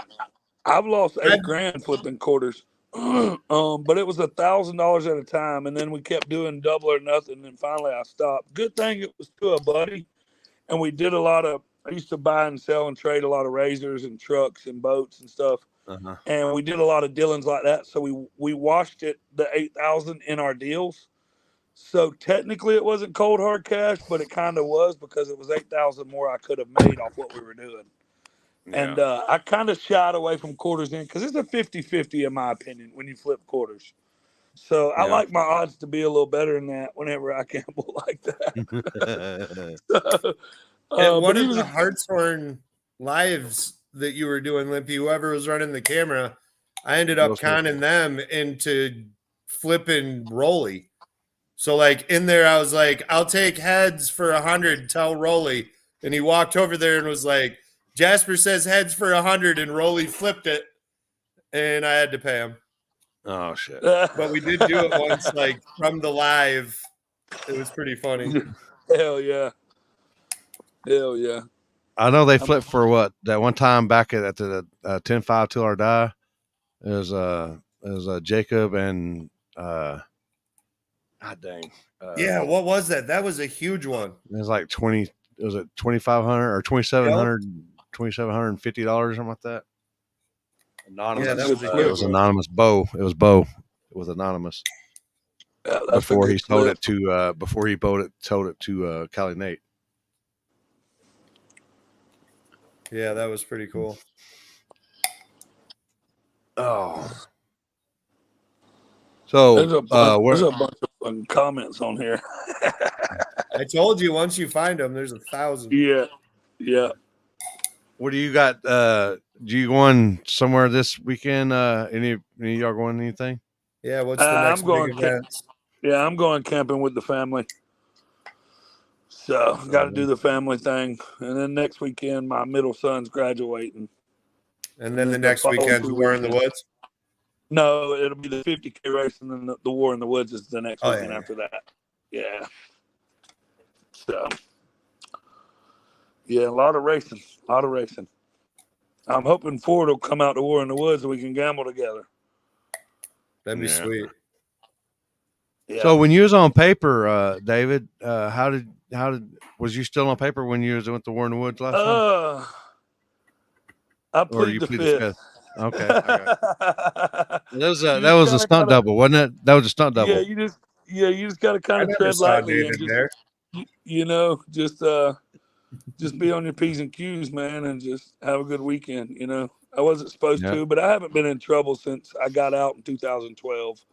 So I kind of felt like how it was is if they found out, they probably wouldn't do much. But once I got on non-report, I can travel freely now. So I got you. It kind of opened it up. That's why I didn't go to Street Outlaws, man. I really wanted to go out there and do that, but couldn't do it and be seen on TV because I didn't know how they'd feel about that, So Yeah. But luckily, I was fortunate enough. I never got into any trouble, which I'm pretty easygoing guy. You know what I'm saying? Like I will You fight, just and I look look big mean. and bad and scary Yeah, and and mean I and will. If you back me into a corner, I will. But as I get older, I own a business. I've got a family. I just kind of weigh my options, and I feel like I could talk my way out of any situation that I get myself into. You know what I mean? So, Thanks for coming on, Ryan. Yeah, thanks. and that shit fucking hurts when you fight, man. I ain't gonna lie. Whether you win or Well, at lose, our you get age, older, that shit hurts. the healing process is more than triple. When you Yeah, get even if you win or lose, you're like, did I win? Because I feel like I got fucking my ass whooped. yeah, exactly. Like it just doesn't seem like it's a payoff in the end anymore. Yeah, not at all. And then plus, Either man, way, everybody that's out there, like I go to everybody's pits. I talk to everybody. I normally get to the races relatively early, and I consider most of the people that race, they're like my family too. You know what I mean? They're more than friends because I know what they got going on. You know what I'm saying? Like we talk, like I know times and this and that. They tell me the mile per hour, and honestly, a lot of people don't think this, but I know nothing about cars. Like I couldn't tell you how to tune a car. I couldn't tell you how to set a rear end up on a car, shock setting, none of that crazy shit that goes into going really fast. But the gambling aspect of it, I'm fucking A1 with that. You know what I'm saying? Like I can look at a car and tell you when it's fast. But other than that, if you told me to put a tune up in it, you'd probably be fucking slinging rods and pistons out the side of it. You know what I'm saying? But yeah, I really enjoy the sport, man. I do. For sure. And without the racers, it wouldn't be nothing. We wouldn't have a sport. but A it's no gambling different. side. Without the fans, we wouldn't have a race. That's true. And without a flagger or without a promoter or a Or a track finish owner line or guy or a ticket taker yeah, or or candy even the ones that don't get any credit, like doing the chip draws and all that kind of stuff. There's a lot that goes into that shit that people don't really see. When you've got 100 or plus have a cars, clue of. that you have to draw chips, get all the money paid for, and then you got to get them in line in pairs and run that shit. There's a lot that goes into that shit. Yep. There's a fucking lot. And those people don't get to enjoy the race nearly like No, not at all. everyone else. You know what I mean? No. And that's what I like most about the gambling aspect is it costs me fuel and some food, and then I can go out there and have a chance to win the Who'd you bet roundabout. there? Huh? You see that question? Did you bet with Hustle and Horsepower over Sherm Bacon? I did. Yeah, I did because I felt like Hustle and Horsepower had an advantage because he was at Decker Boys testing the day before. So I felt, and I like Sherm. Sherm's car's badass. Don't get me wrong. And I do like the car, but I felt on that surface, I think they were third or fourth pair down. And I lost 480 on that bet, $480 on that. And I think Nick probably had it covered, but I think he underestimated the surface. He took the car down too much, in my opinion. It looked like a few people did. Yep. And that's honestly what I think happened. Not taking anything away from Sherm because he went pretty deep into the field. He went rounds. I just think on that surface, I thought Nick had the upper hand, in my opinion. He said he didn't get the test. Oh, see, I didn't know he didn't get the test. I just knew he was at Decker Boys or whatever he was going. So I figured he had the most advantage out of everybody, honestly. Security. That's facts. And Nick's one of the hardest working guys in the game, in my opinion. That dude, he works his ass off.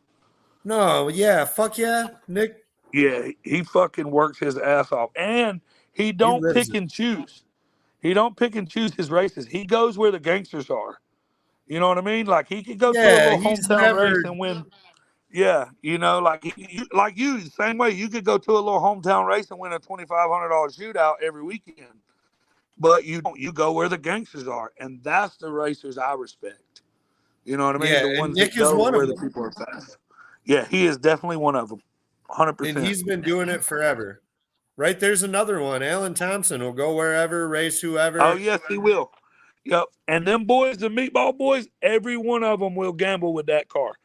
They will fucking Yeah, gamble. they're not scared at Or all. they'll be at this next weekend right here. Speaking of, Yep.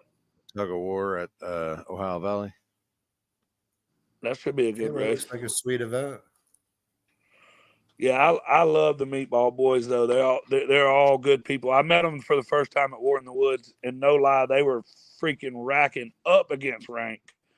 Like I went over to their pits and talked to them, bro, and it was Dad bet 500 to, they were just throwing. I think it was like $1,200 before I even got on the starting line.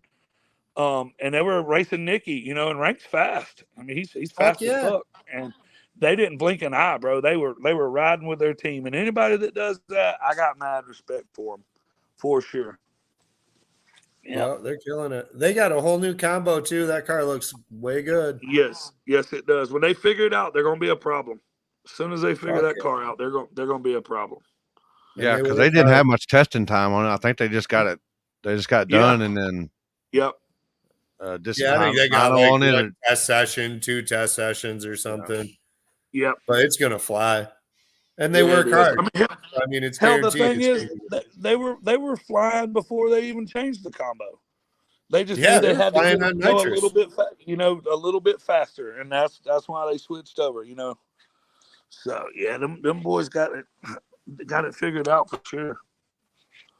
No, they're a good group for sure. Well, fellas, my phone's on 3%, so I hate to cut y'all short. Anybody you want to give a shout out to? To all the racers.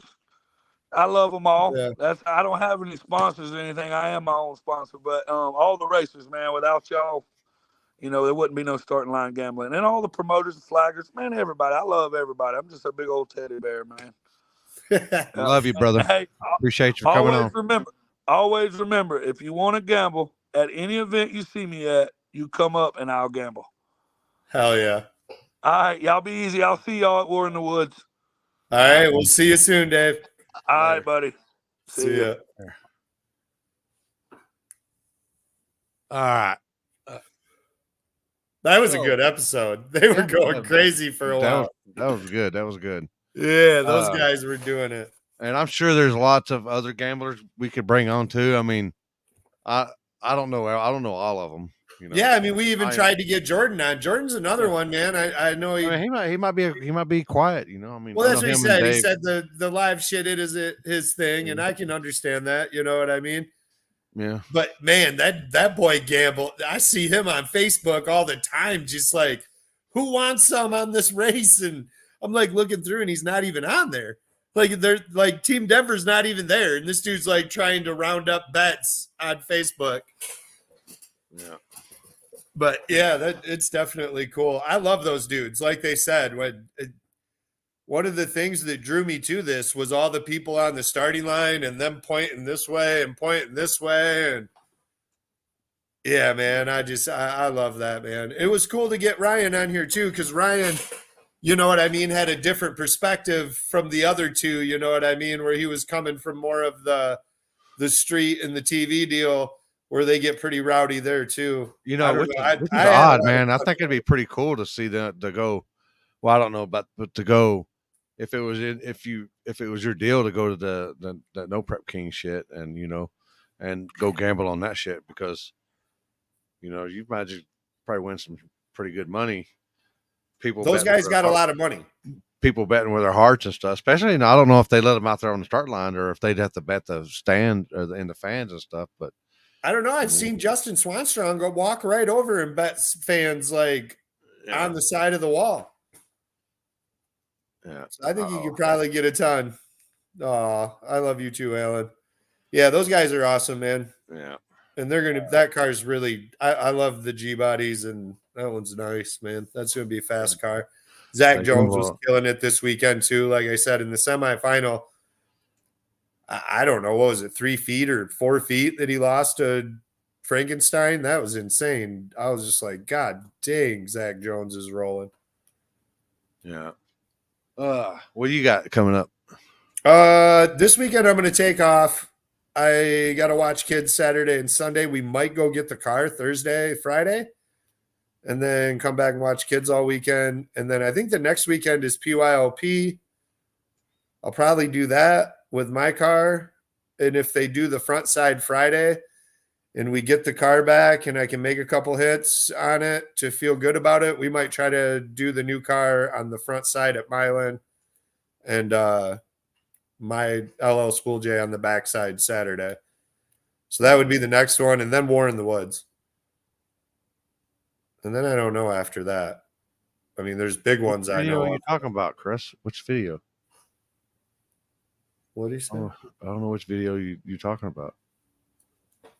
I thought I want to see it now. I didn't. Oh, I said okay. I didn't see that. Let me save it. I might have looked. I don't know. I get so many messages, dude. Play it here.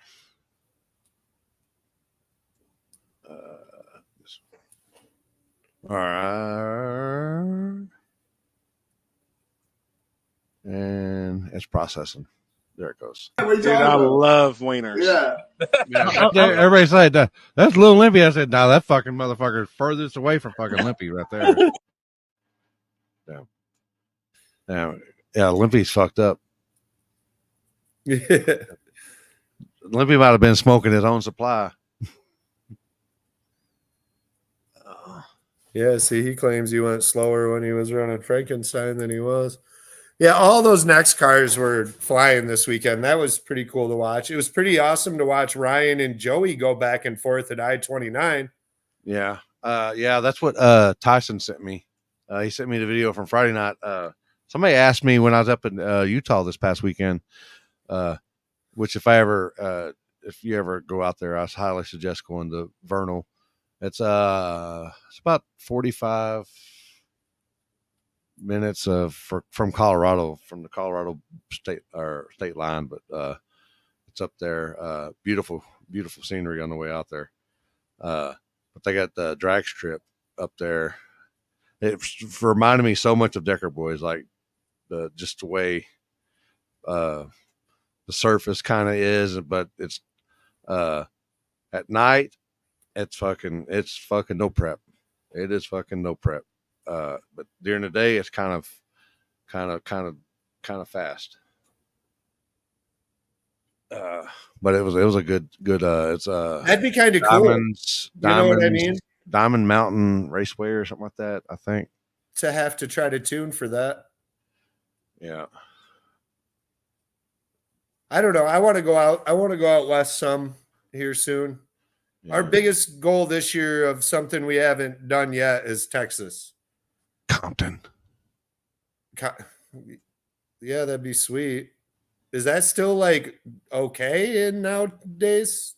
Man, they've been racing on Compton and I know, but like, in Maine for like California is like going 50 to years. Yeah, it's right down the road from there. It's a pretty. I want to do the New York one. Oh yeah, that's second. That's I've no problem. Fuck,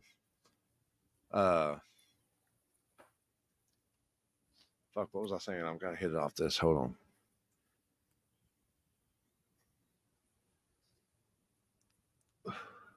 Yeah, Justin. Still in February. That sounds sweet. Yeah. Much in February going on too. So I get poo out there in Compton. They got, you see all the Compton, LA. Well, how is Compton? Like, I could pull in there with my car and park a trailer somewhere and make a hit. Yeah, they got a little they got a little area they call, I guess, where they meet up behind it, and it's literally a block and a half away. And we need to do it sometime then. Yeah, Compton Speedway, man. Yeah, Alameda is another one. Good road. That's the road. I mean, that just sounds gangster as fuck. You know what I mean? To say I made a hit in Compton. So then, like, every gangster ass movie you watch, you can be like, "Yo, right there, that's where I left." That'd be pretty sweet. Yeah. What's up? Yeah, man. And what's weird is you start where the light is, but where the burn marks at is probably, I don't know, maybe 80 to 100 feet before the light. So you gotta and when I was out there, they're like, man, they want to go off an arm drop. And I was like, all right, I can do that. And I showed them what I was going to do. I said, do y'all wait for the light to turn green? He goes, no, we don't give a shit. Just send them. I was like, well, I'm going to wait for the light to turn green. So then I waited, and then I did the arm drop, and then one car broke, so they went and got. They was going to go get another car, and then the cops came, so we went to Alameda. That's where they run, where the trailers are parked on the side of the road by the like Amazon warehouses and shit. Yep. And they prep like 100 feet and light it on fire. Yeah, that's some good road out there. I was gonna say, is it good after that, or? Oh yeah, yeah. If I showed up, I wouldn't even give a fuck. Oh yeah, yeah. I'd just put a tune in for my lane being prepped for 100 feet, pretty much, and let's get it. Yeah. But it's like surfaces that you're used to. Yeah. Be like, the backside stuff. No, yeah, I'm in. Like, we should do that. We should just start hitting major spots. I want to hit Philly. I want to hit fucking where they're gone. Man. The New York spot that you were talking about. Where Dre did his Big Willie. Yeah, where they block it all off with 4,000 people, and you pull up with your trailer and unload and pull up and go, and then the trailer takes off before you go, so you can just load back in. Yeah. That sounds sweet.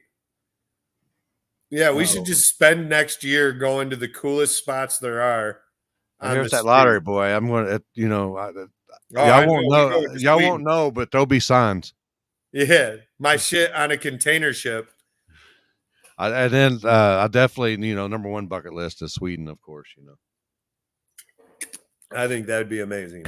Yeah, that's but pretty good show tonight. Yeah, I'll be at I forgot to show y'all. Where I'll be. Oh. Hopefully I get a phone tomorrow. I'll be at Memorial Race this Sunday. I am trying everything I can to figure out how to get into this. What? Up to Nate's. No, well, if you got duties, man, you got. I know. We're duties. You got family stuff. You got family stuff. Shit happens. I know. But also I think there's like bad weather up in Oklahoma right now. So anybody watching this in Oklahoma, keep an eye out. Prayers for anyone getting hit.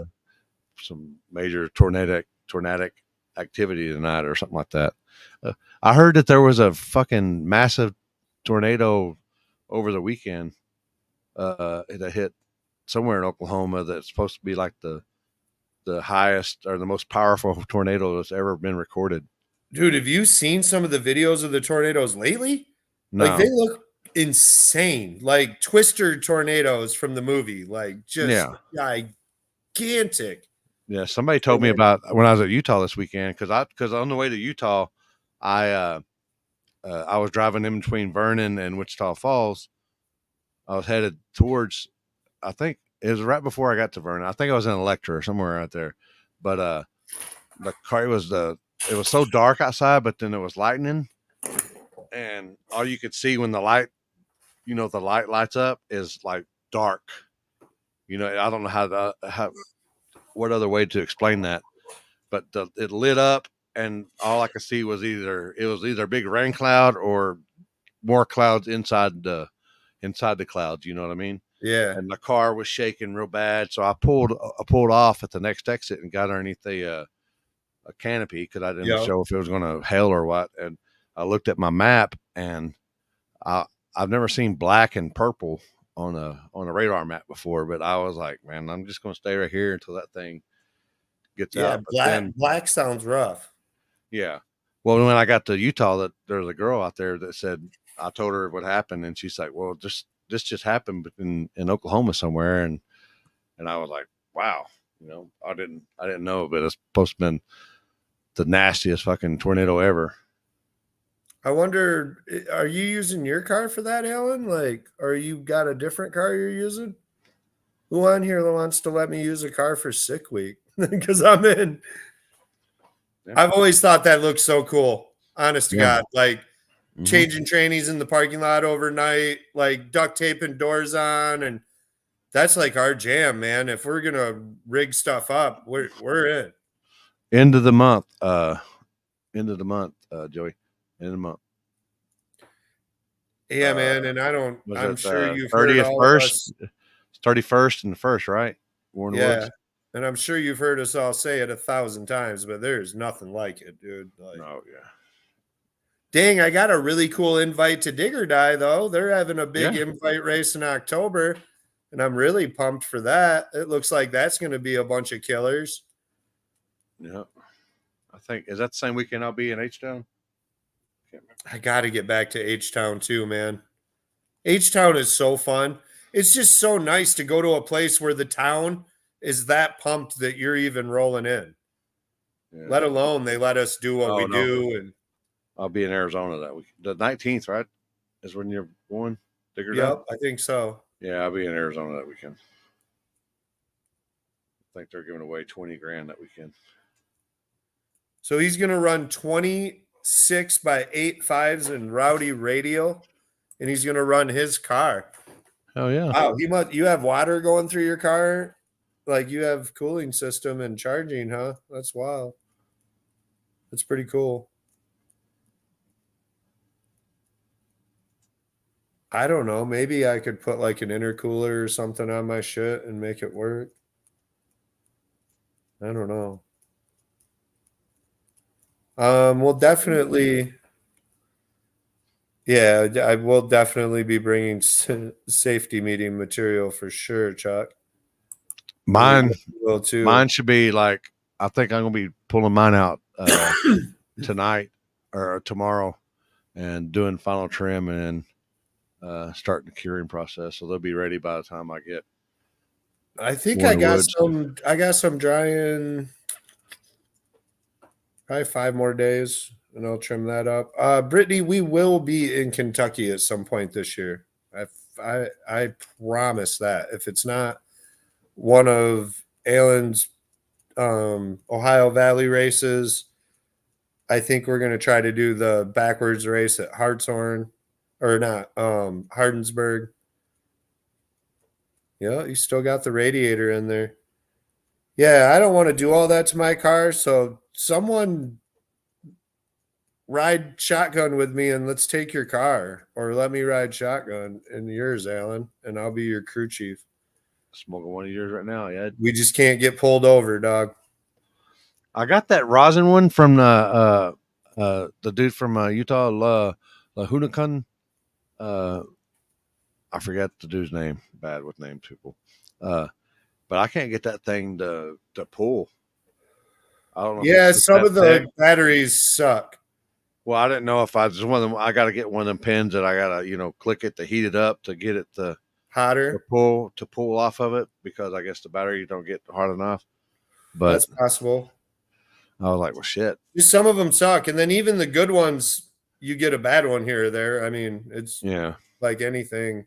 He says one of his pins that he makes, and I guess he sells, but he's up there and up there, and he's like, I do it kind of under the table, so he's doffing it.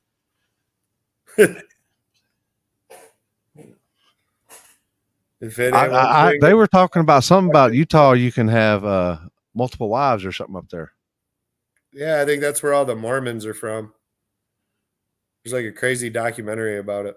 I guess I thought they were pulling. That's also where the crazy people that tried to take over the state and like took over the town by like getting all like, and then bust in a bunch of homeless people and made them residents on their land, so that way they could vote, and tried to like take over the vote. Sister wives? I thought that was JJ shit. Is that what JJ ain't from Utah? We did do a lot of JJ today. Well, he's sister wives. I don't know what sister wives is, but so like, how JJ get kicked? I wonder how JJ got like kicked off all that shit or whatever. I don't know. I think the show is not. There's no more show for him. No, that's I don't know what happened Utah. down there.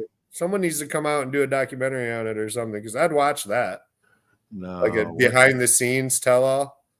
Dude tried to run Utah, 4 wives, 18 kids in a trailer, and was caught in Texas. What? The fuck? They don't play that shit in Texas. Yeah.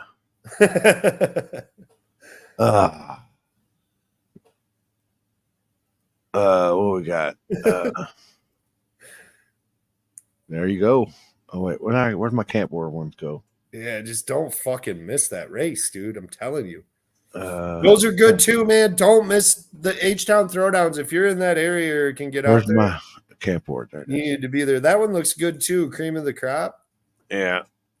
Yeah, that's front side, backside race. That Ohio won. Front side, backside. When's that? Yeah, see, that's right up our 27. alley, buddy. Yeah. We can bring both cars. We'll run one on front side and one on backside the next day. Yeah. That looks like cool. And then you got me still at the beach. And you still got that? Bam.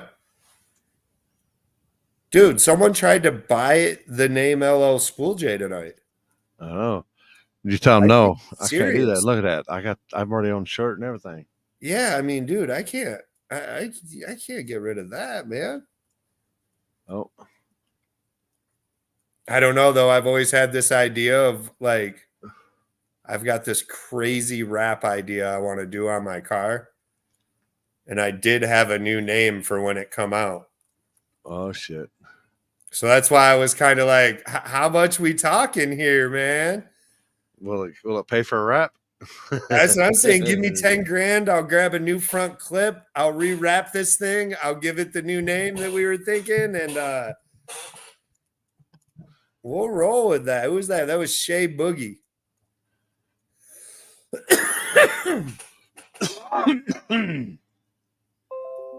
Yeah, but man, I wish I would have fucking sent some pictures over off my phone over so I could. Man, that's fucking beautiful scenery going up there. I went up one way, and I was like, man, this is fucking boring as fuck. And then I was on this back road for like 75 miles on this 2-lane side road or farm to market road for like 75 miles. You know, it goes up 55, 60, 35, you know, and my radar kept going off and there was a pickup behind me. And I was like, and it kept showing it was behind me. And every time I would come over here and there was a car that was passing us, the radar would go off. So he was flipping it on and off. And I was like, damn, this fucking cop behind this truck got pretty good radar. He got pretty strong radar. I guess he can see. And for about 30 miles, I was like, God dang, you know, because he was slowing down and I was doing 10 over, you know, and all the speed limits, you know, in between 5 and 10. And I'm like, yeah. And then come to find out the cop was in the pickup. Because I was like, I come around the curve and I started looking at the window and you could see the spotlight mirror, you know, where they had the spotlight on the, and I was like, is that a spotlight? And then I was like, I started looking at the roof, but you couldn't see, and then I started looking at the brush card on the front and you could see the lights on the brush card. And then I went around a curve and it said sheriff on the side of it. And I was like, oh shit. Fuck. But I just maintained what I was doing. Hell yeah. So, all right. Any new sponsors? Any words you want to give a shout out for? Definitely Nitrous Express, man. Like I said, I really, like I said, I've had a lot of people offer to sponsor the car this year, and we've turned down a bunch just because we kind of felt like, I don't know, I don't want to let someone down. And if you're sponsoring us, I want you to get something for it. Do you know what I mean? Like, if you're a company that I don't feel I'm really going to help you sell much, you know what I mean? I don't want to just take your money. But Nitrous Express is those dudes are our style. Like they party, they have fun. They don't take this as life or death. They're not, you know what I mean, as clean cut as some of the other people. So we were really excited about that. Obviously, Fuel Tech and Garrett Chastain always help us out so much. Joe oh man, real quick, I guess. So the Onondaga deal is kind of frustrating right now because that shit that happened last year with like the point series and then him switching the race and everyone getting mad. I don't know. I think I'm going to try to sit down with Woody this week and have lunch or something and see if we can figure out a way to like, you know, because we missed out on racers for sure that did not come this weekend because they are still upset about that. Rightfully so.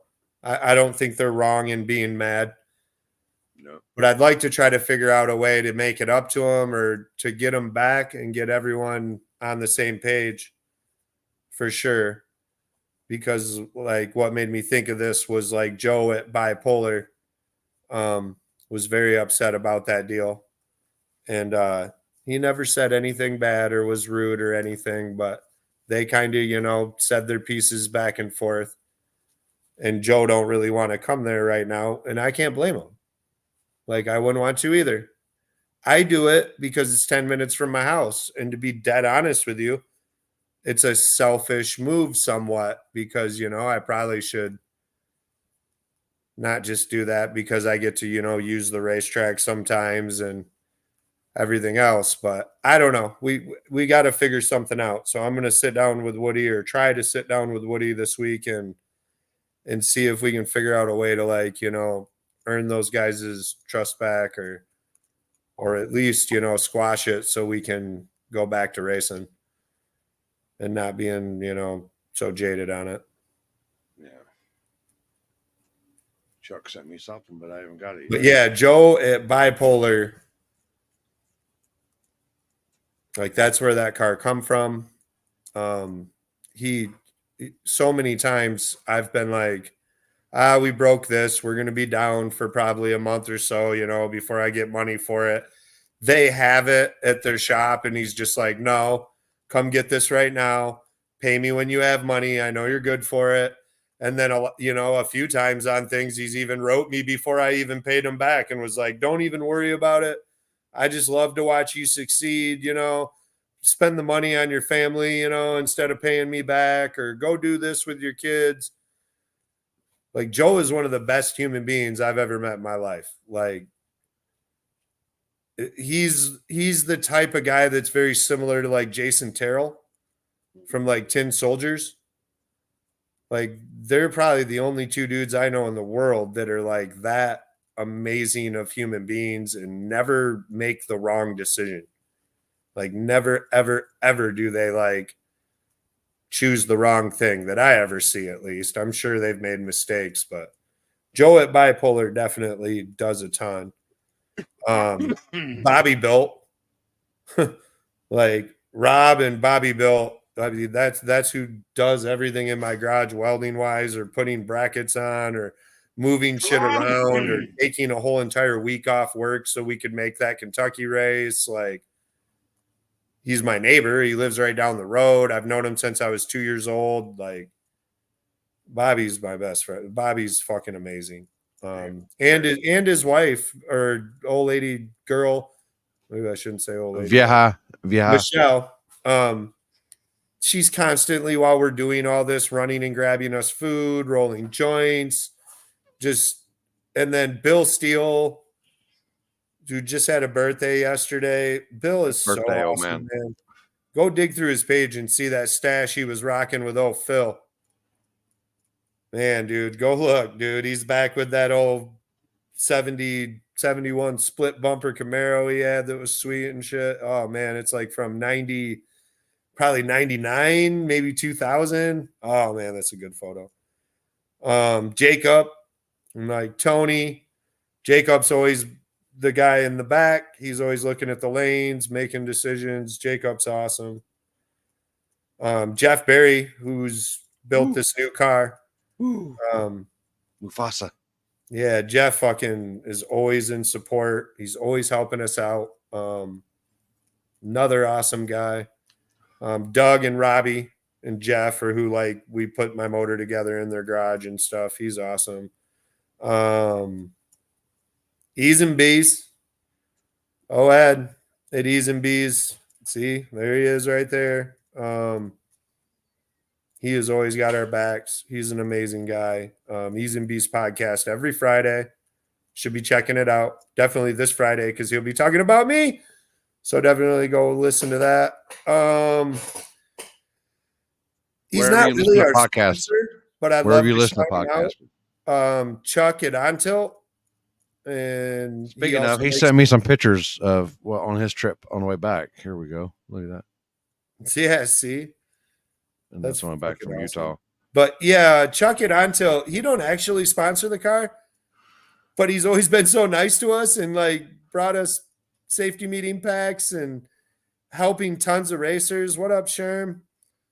I'll smoke to that. And stuff like that. Mark Clark at McCormick really helps me out with tires, and he helps out so many racers and sponsors so many events. He's a super amazing dude. Obviously Ryan Bayshore and Turn and Burn. Everyone should be getting the burnouts from the stores. I think that's what's left right now in stores. The rest sold out.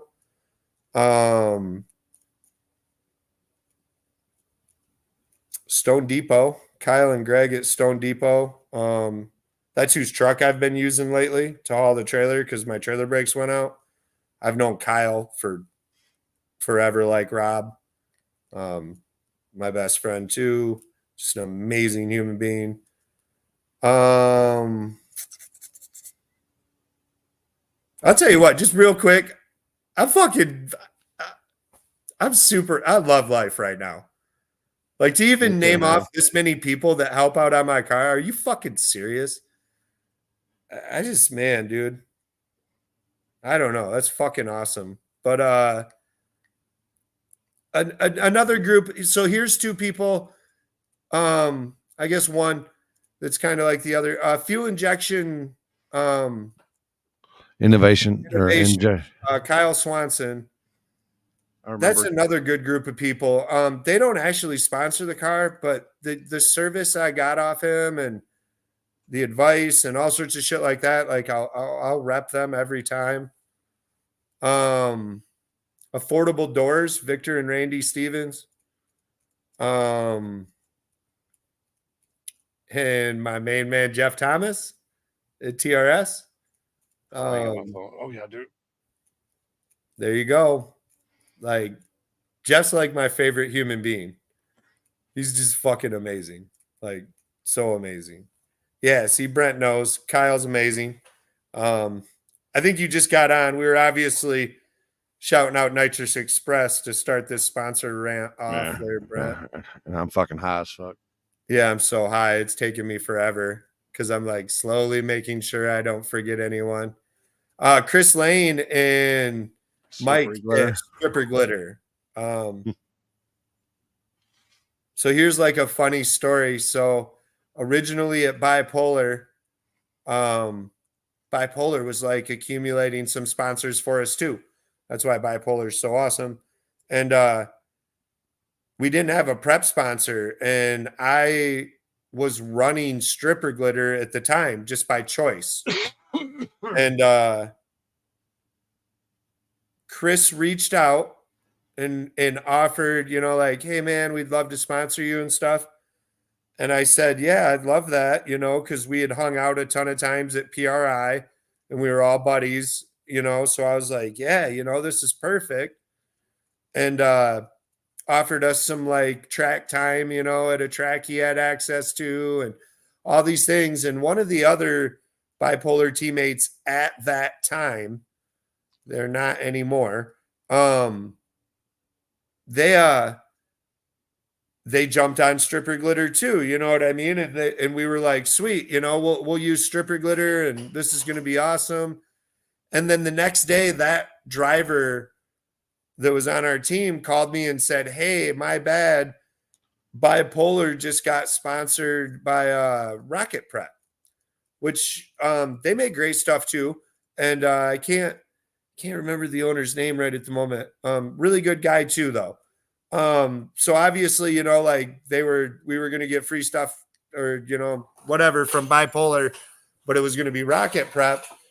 And as soon as he called me, like, I was like, well, I'm not switching. Like, that's not my style. Like, I committed to Chris. Chris committed to me. I've known Chris for a long time. Just because they went that way, like, I'm not jumping ship here. You know what I mean? And then you're a man of your word. You're a man of your word. Fuck yeah. And after he had already went down there and got free testing on their track and fucking got to do all this shit, jumped ship. Because at the time, I'll just be real with you. At the time, our stripper glitter sponsor wasn't free. Do you know what I mean? Like, I think I don't even remember. Like, this is way back. You got like a discount is what it was. Yeah, and it was a good discount. I don't want to act like, we weren't really getting anything. It was a good discount. But obviously, like, whatever the deal was with Rocket Prep and Bipolar, it was free. Yeah. And I was like, no, I'm not switching. And he jumped ship. And like from that moment on, they wrote me instantly and was like, dude, like that's so fucking awesome. And you know what happened out of that? I've never paid for it since. So like that's an example of how you should just be a fucking good person. You should just do the right thing. And 9 times out of 10, it'll work out for you. You know what I mean? It'll like go the way you want in the end anyways. Mm-hmm. But yeah, that was one of the best decisions I ever made. And that's how I've treated all my sponsors is I want it to work out for both of us. And I want people that I'm like-minded with or have the positive attitude that we have to be a part of it. Yeah, but, and y'all see, he came on the show and look. That's what I'm saying, dude. You watch. Yeah. These gamblers are going to be coming out writing us, telling us they made the most money ever at the next race. Yeah. I'm telling you, you get on this show and whatever the deal is, good things are happening. It's really wild to be dead honest. I mean, it's called the smoke show, but you ain't got to smoke to be on the show because, some people don't. It's just we do, and we're going to be fucking smoking. Yeah, and we're going to shout out what we're smoking sometimes and answer some questions if anyone's got any. But or if we get sponsors, if you're a sponsor and you want sponsors, and we'll give y'all a shout out, just hey. Yeah, let us know, dude. We love wearing t-shirts. Yeah, this is our sponsor of the day, this week, and it is. And we're both going to hit that sponsor's product right there. Yeah, if you want to do that, honest definitely feedback. Let me know. I love flour. I'm a flower guy. Yeah, flower is my favorite, but I'll rock some dabs. I'll rock some edibles. I guess I will. I don't know. One of these days I might do edibles for the show, and it'll get real wild. Oh boy! You know what? When I was at Utah this weekend, the ladies, I just hit that Pupco like 4 times, and I was feeling good, and I come down there, and they were talking about she does weed, or she does flower, and then they both do mushrooms. Now I don't know, I don't think I've ever done any I've done like the old school mushrooms back in the day, but are they the same from like, let me just say, I don't know how much weed has changed over the last 30 years from the time I used to smoke it till now, but has mushrooms gotten has there been much change in 30 years? Or have they been pretty much the same? Yeah, I kind of feel like that, I guess, because like back when I was younger, I was eating like 1/4 ounces. And then I was eating 1/4 ounces again. Yeah, I guess it's about the same. Potency wise, for the most part. I mean, I'm sure they were talking about like doing like a light trip and then seeing colors and this and that and the other. And he goes, and then if you do this much or whatever, you like.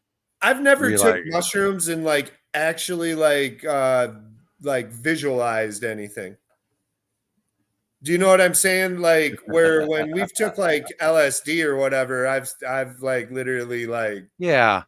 But that's what I was talking. I was like, I remember crazy. I didn't remember doing much I didn't remember doing much I think I did a mushroom like one time, and I don't know. But I've done like Well, acid mushrooms just acid body mushroom. a few times, and Tracers. sometimes it was a bad trip and sometimes it was a good trip, but and I think if I remember right, I had a pretty bad trip on that fucking mushroom. That's why I didn't go back to it. Yeah, oh Sherm. He says we make him high just watching. I've actually, I think, made him high by parking next to him before.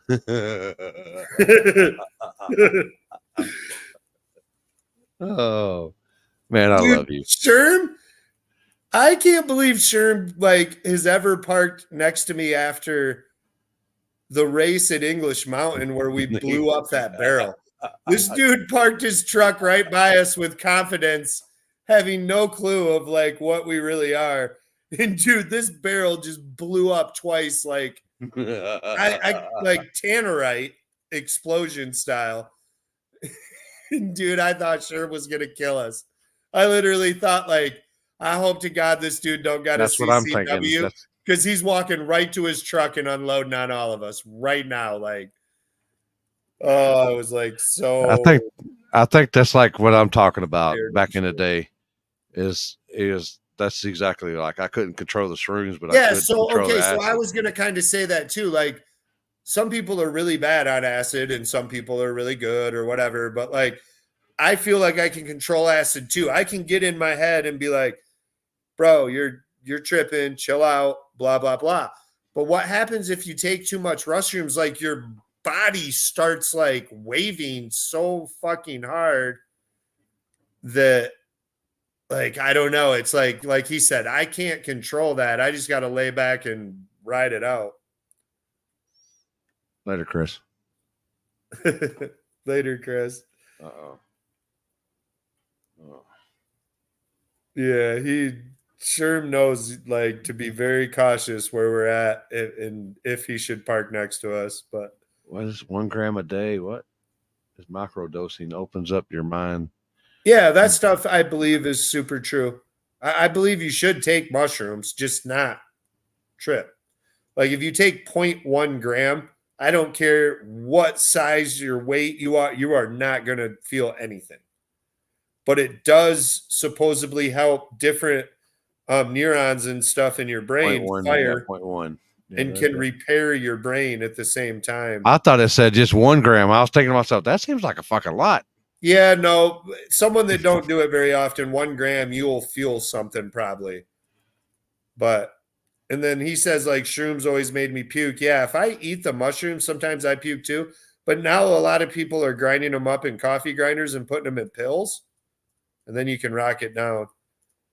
Microdot was different too. That's almost like synthetic mushrooms, or pretty much is like synthetic mescaline. Microdot was cool. You don't see that, or at least I don't anymore. I'm too old to see any of it really. Would Mufasa get on a podcast with us and talk about stuff? He might. He'd have some really cool stories too, man. He's lived a really wild life, like doing really cool things, and like they've had world record ice snowmobiles and world record boats and world record razors, and just they own a world record vet right now for drag racing. I don't know. He'd be a fun one to have on too. Just, said, Mark, and also talk about, smoke as well.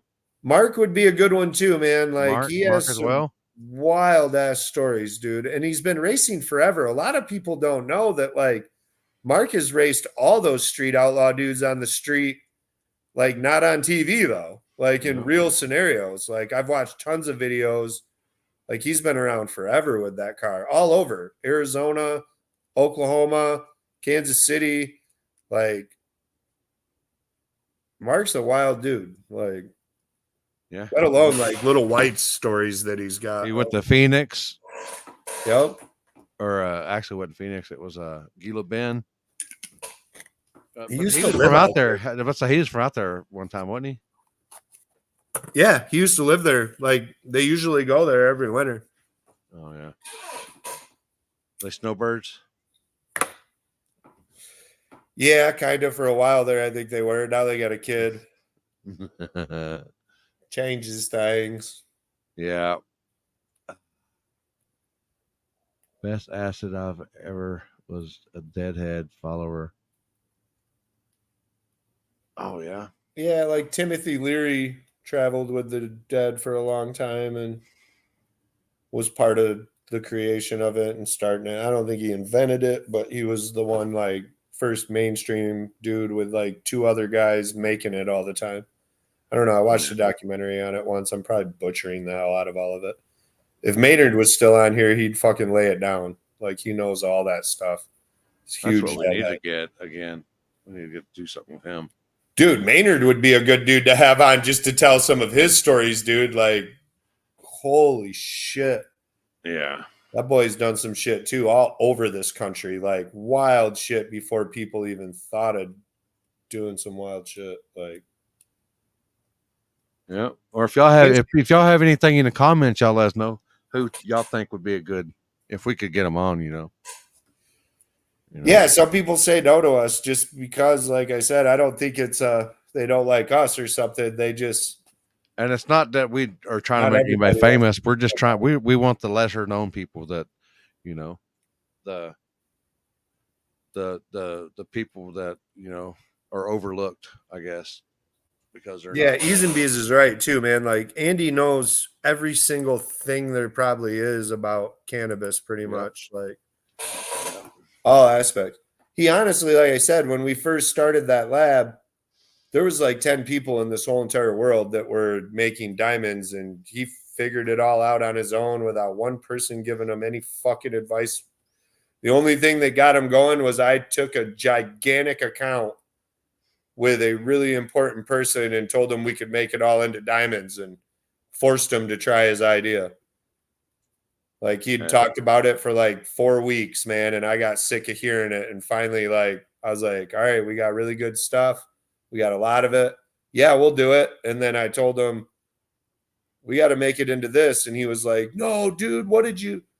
And he knocked it right out the park on the first try. So I remember he's a really cool guy, man. A really good friend. You know, he's one of those guys I could go hand $100,000 to right now and come back 5 years later and every single fucking penny would be there. He would have never touched it once, not even in an emergency. He'd have fucking died with it sitting there. Yep. With a note where to go get it. I remember I think we got, is that when you brought something down, some stash to Kentucky? Yep. Was that some of y'all's diamonds? Yep. Yeah, because I hit some of that in Kentucky, and everybody, it was like me, Matt, Happy, and Fuck was all sitting on the front porch and doing a little wake and bake, and they rode one up and put like, yeah, I was thinking about the same thing. I was actually thinking about her. Well, I'm thinking we do Julie, Jeff, and Jamie the week of War in the Woods. Yeah, we could do it that Monday. Like that would be hilarious. Like getting all the crazy old school stories off those guys would be a good one. But we smoked that, and right when I was taking a hit off that, I knew that the eyes. Of course, I'd already been smoking. I'd already smoked. Yeah. But the eyes, when I was firing that thing up, the eyes penetrated my soul. Like they were like, I was like, I don't know about this one, Chris. You better just do like a little, and then get out of it. So then after I gave it to Fuck or Dylan, and I was like, they all looked at me, and I kind of inhaled, you know, and then I inhaled, and I was like, whoa, shit. I still hadn't responded. Yeah, but we're gonna get Jeff to get a hold of him. Yeah, Jamie's a busy man. You know, he's vegan. He's vegan for one, and then two, he and this is bad time for veganism right now. because they barbecuing every 2 or 3 days down there with the grass growing. But he also works in the old. He's he works in the old stuff too. Who is it again? What's that? Brown Count Brown. What's the petroleum piece that he works for? Oh yeah, I don't remember. It's Brown's something or another. Yeah, it's where Jeff gets all his fuel. I'm pretty sure. Yeah, and they pretty much. I think they're sponsors at the event. War in the Woods at the events too. I don't know why I can't remember. I feel stupid. Yeah, right now. yeah. Every time I Brown's Oil Service, Brown's Oil Service. There you go. But every time we get down there, because I'd go down there the week before and help Jeff. We'd all be doing stuff, trying to get stuff ready, eating good food and partying. And I'd always send Jamie a text when they're out there mowing. I said, "Man, come on out here. We're having a barbecue." Poor Jamie. Yeah. Oh. All right. Yeah. Good show tonight. I had a blast. Those guys were tough. Did you notice that all but David Ray just disappeared at one point? Yeah. Like all our other guests, you know what I mean? It's like, all right, And he was talking about, he was the worst one about his cell phone signal. He was like, man, I think my Wi-Fi sucks, Yeah, and everyone else is just gone. Yeah. Roy said, yeah. We're going to bring it back here and there. It's now going to be a weapon, like part of our arsenal. Plus my kid. So my kid, this was so crazy. Crazy Cora that I've seen the pictures this was weekend. flashing all the cash this weekend. It was her birthday today, was like her actual birthday. We had the party Friday or whatever. So she comes in today. Kate is like, as soon as I got home from work, because I did the NX podcast, the Nitrous Express podcast this morning with old Brent and Poland. And that's the whole reason I left the stash. And as soon as I got home from work, man, my wife was like, bro, shave it now, like right now. So I went up and shaved my mustache off. And I come back down, and Cora, in the middle of because we had family over today, like a few family members and stuff, and a cake and everything. And she's in the middle of opening her presents. I come down the stairs, and she stands up and runs to the bedroom crying because I shaved off the mustache. And when I get in there and I'm like, hey, little girl, what's wrong, Cora? I just shaved it off. It'll grow back. And she's like, I loved it. You looked so creepy. I was just like, that's why I shaved it off. But yeah, I think we're going to bring the mustache back here and there. Like my hair grows ridiculously fast, like caveman style. Like who knows? Like I probably have Neanderthal in me or something, but either way, I can grow equally as big of a mustache for War in the Woods. So I think we're going to bring it back at War in the Woods. But up to there, we're just going to rock it as a beard until War in the Woods. I don't know. I've been having to work at the store because we had to let someone go over some crazy shit. And boy. So now we decided, fuck it. I'm just going to work up there like Monday, Tuesday, Wednesday, from like 10 to 6 just to help out. And it's so hard to hire people that are worth a crap nowadays. So we'll just do it this way. Everybody's entitled or you know how many times I heard, oh man, my bad. No, wait, when we get off, I'll tell you bad. what happened, and you're going to literally be like, well, I did not expect that because it's that crazy. But yeah, so I got to somewhat normal or whatever because I got to talk to people all day and stuff. So yeah. I don't know.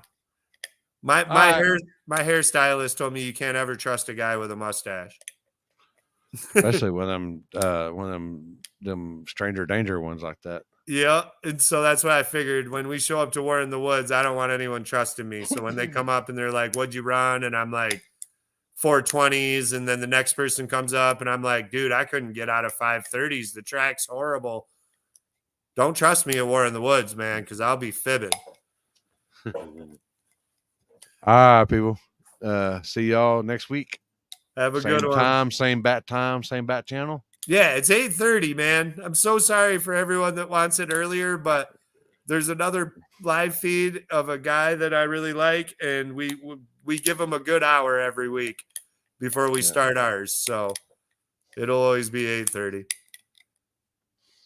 All right, people. Y'all have a good one. Good night. And, stay healthy out there. Later.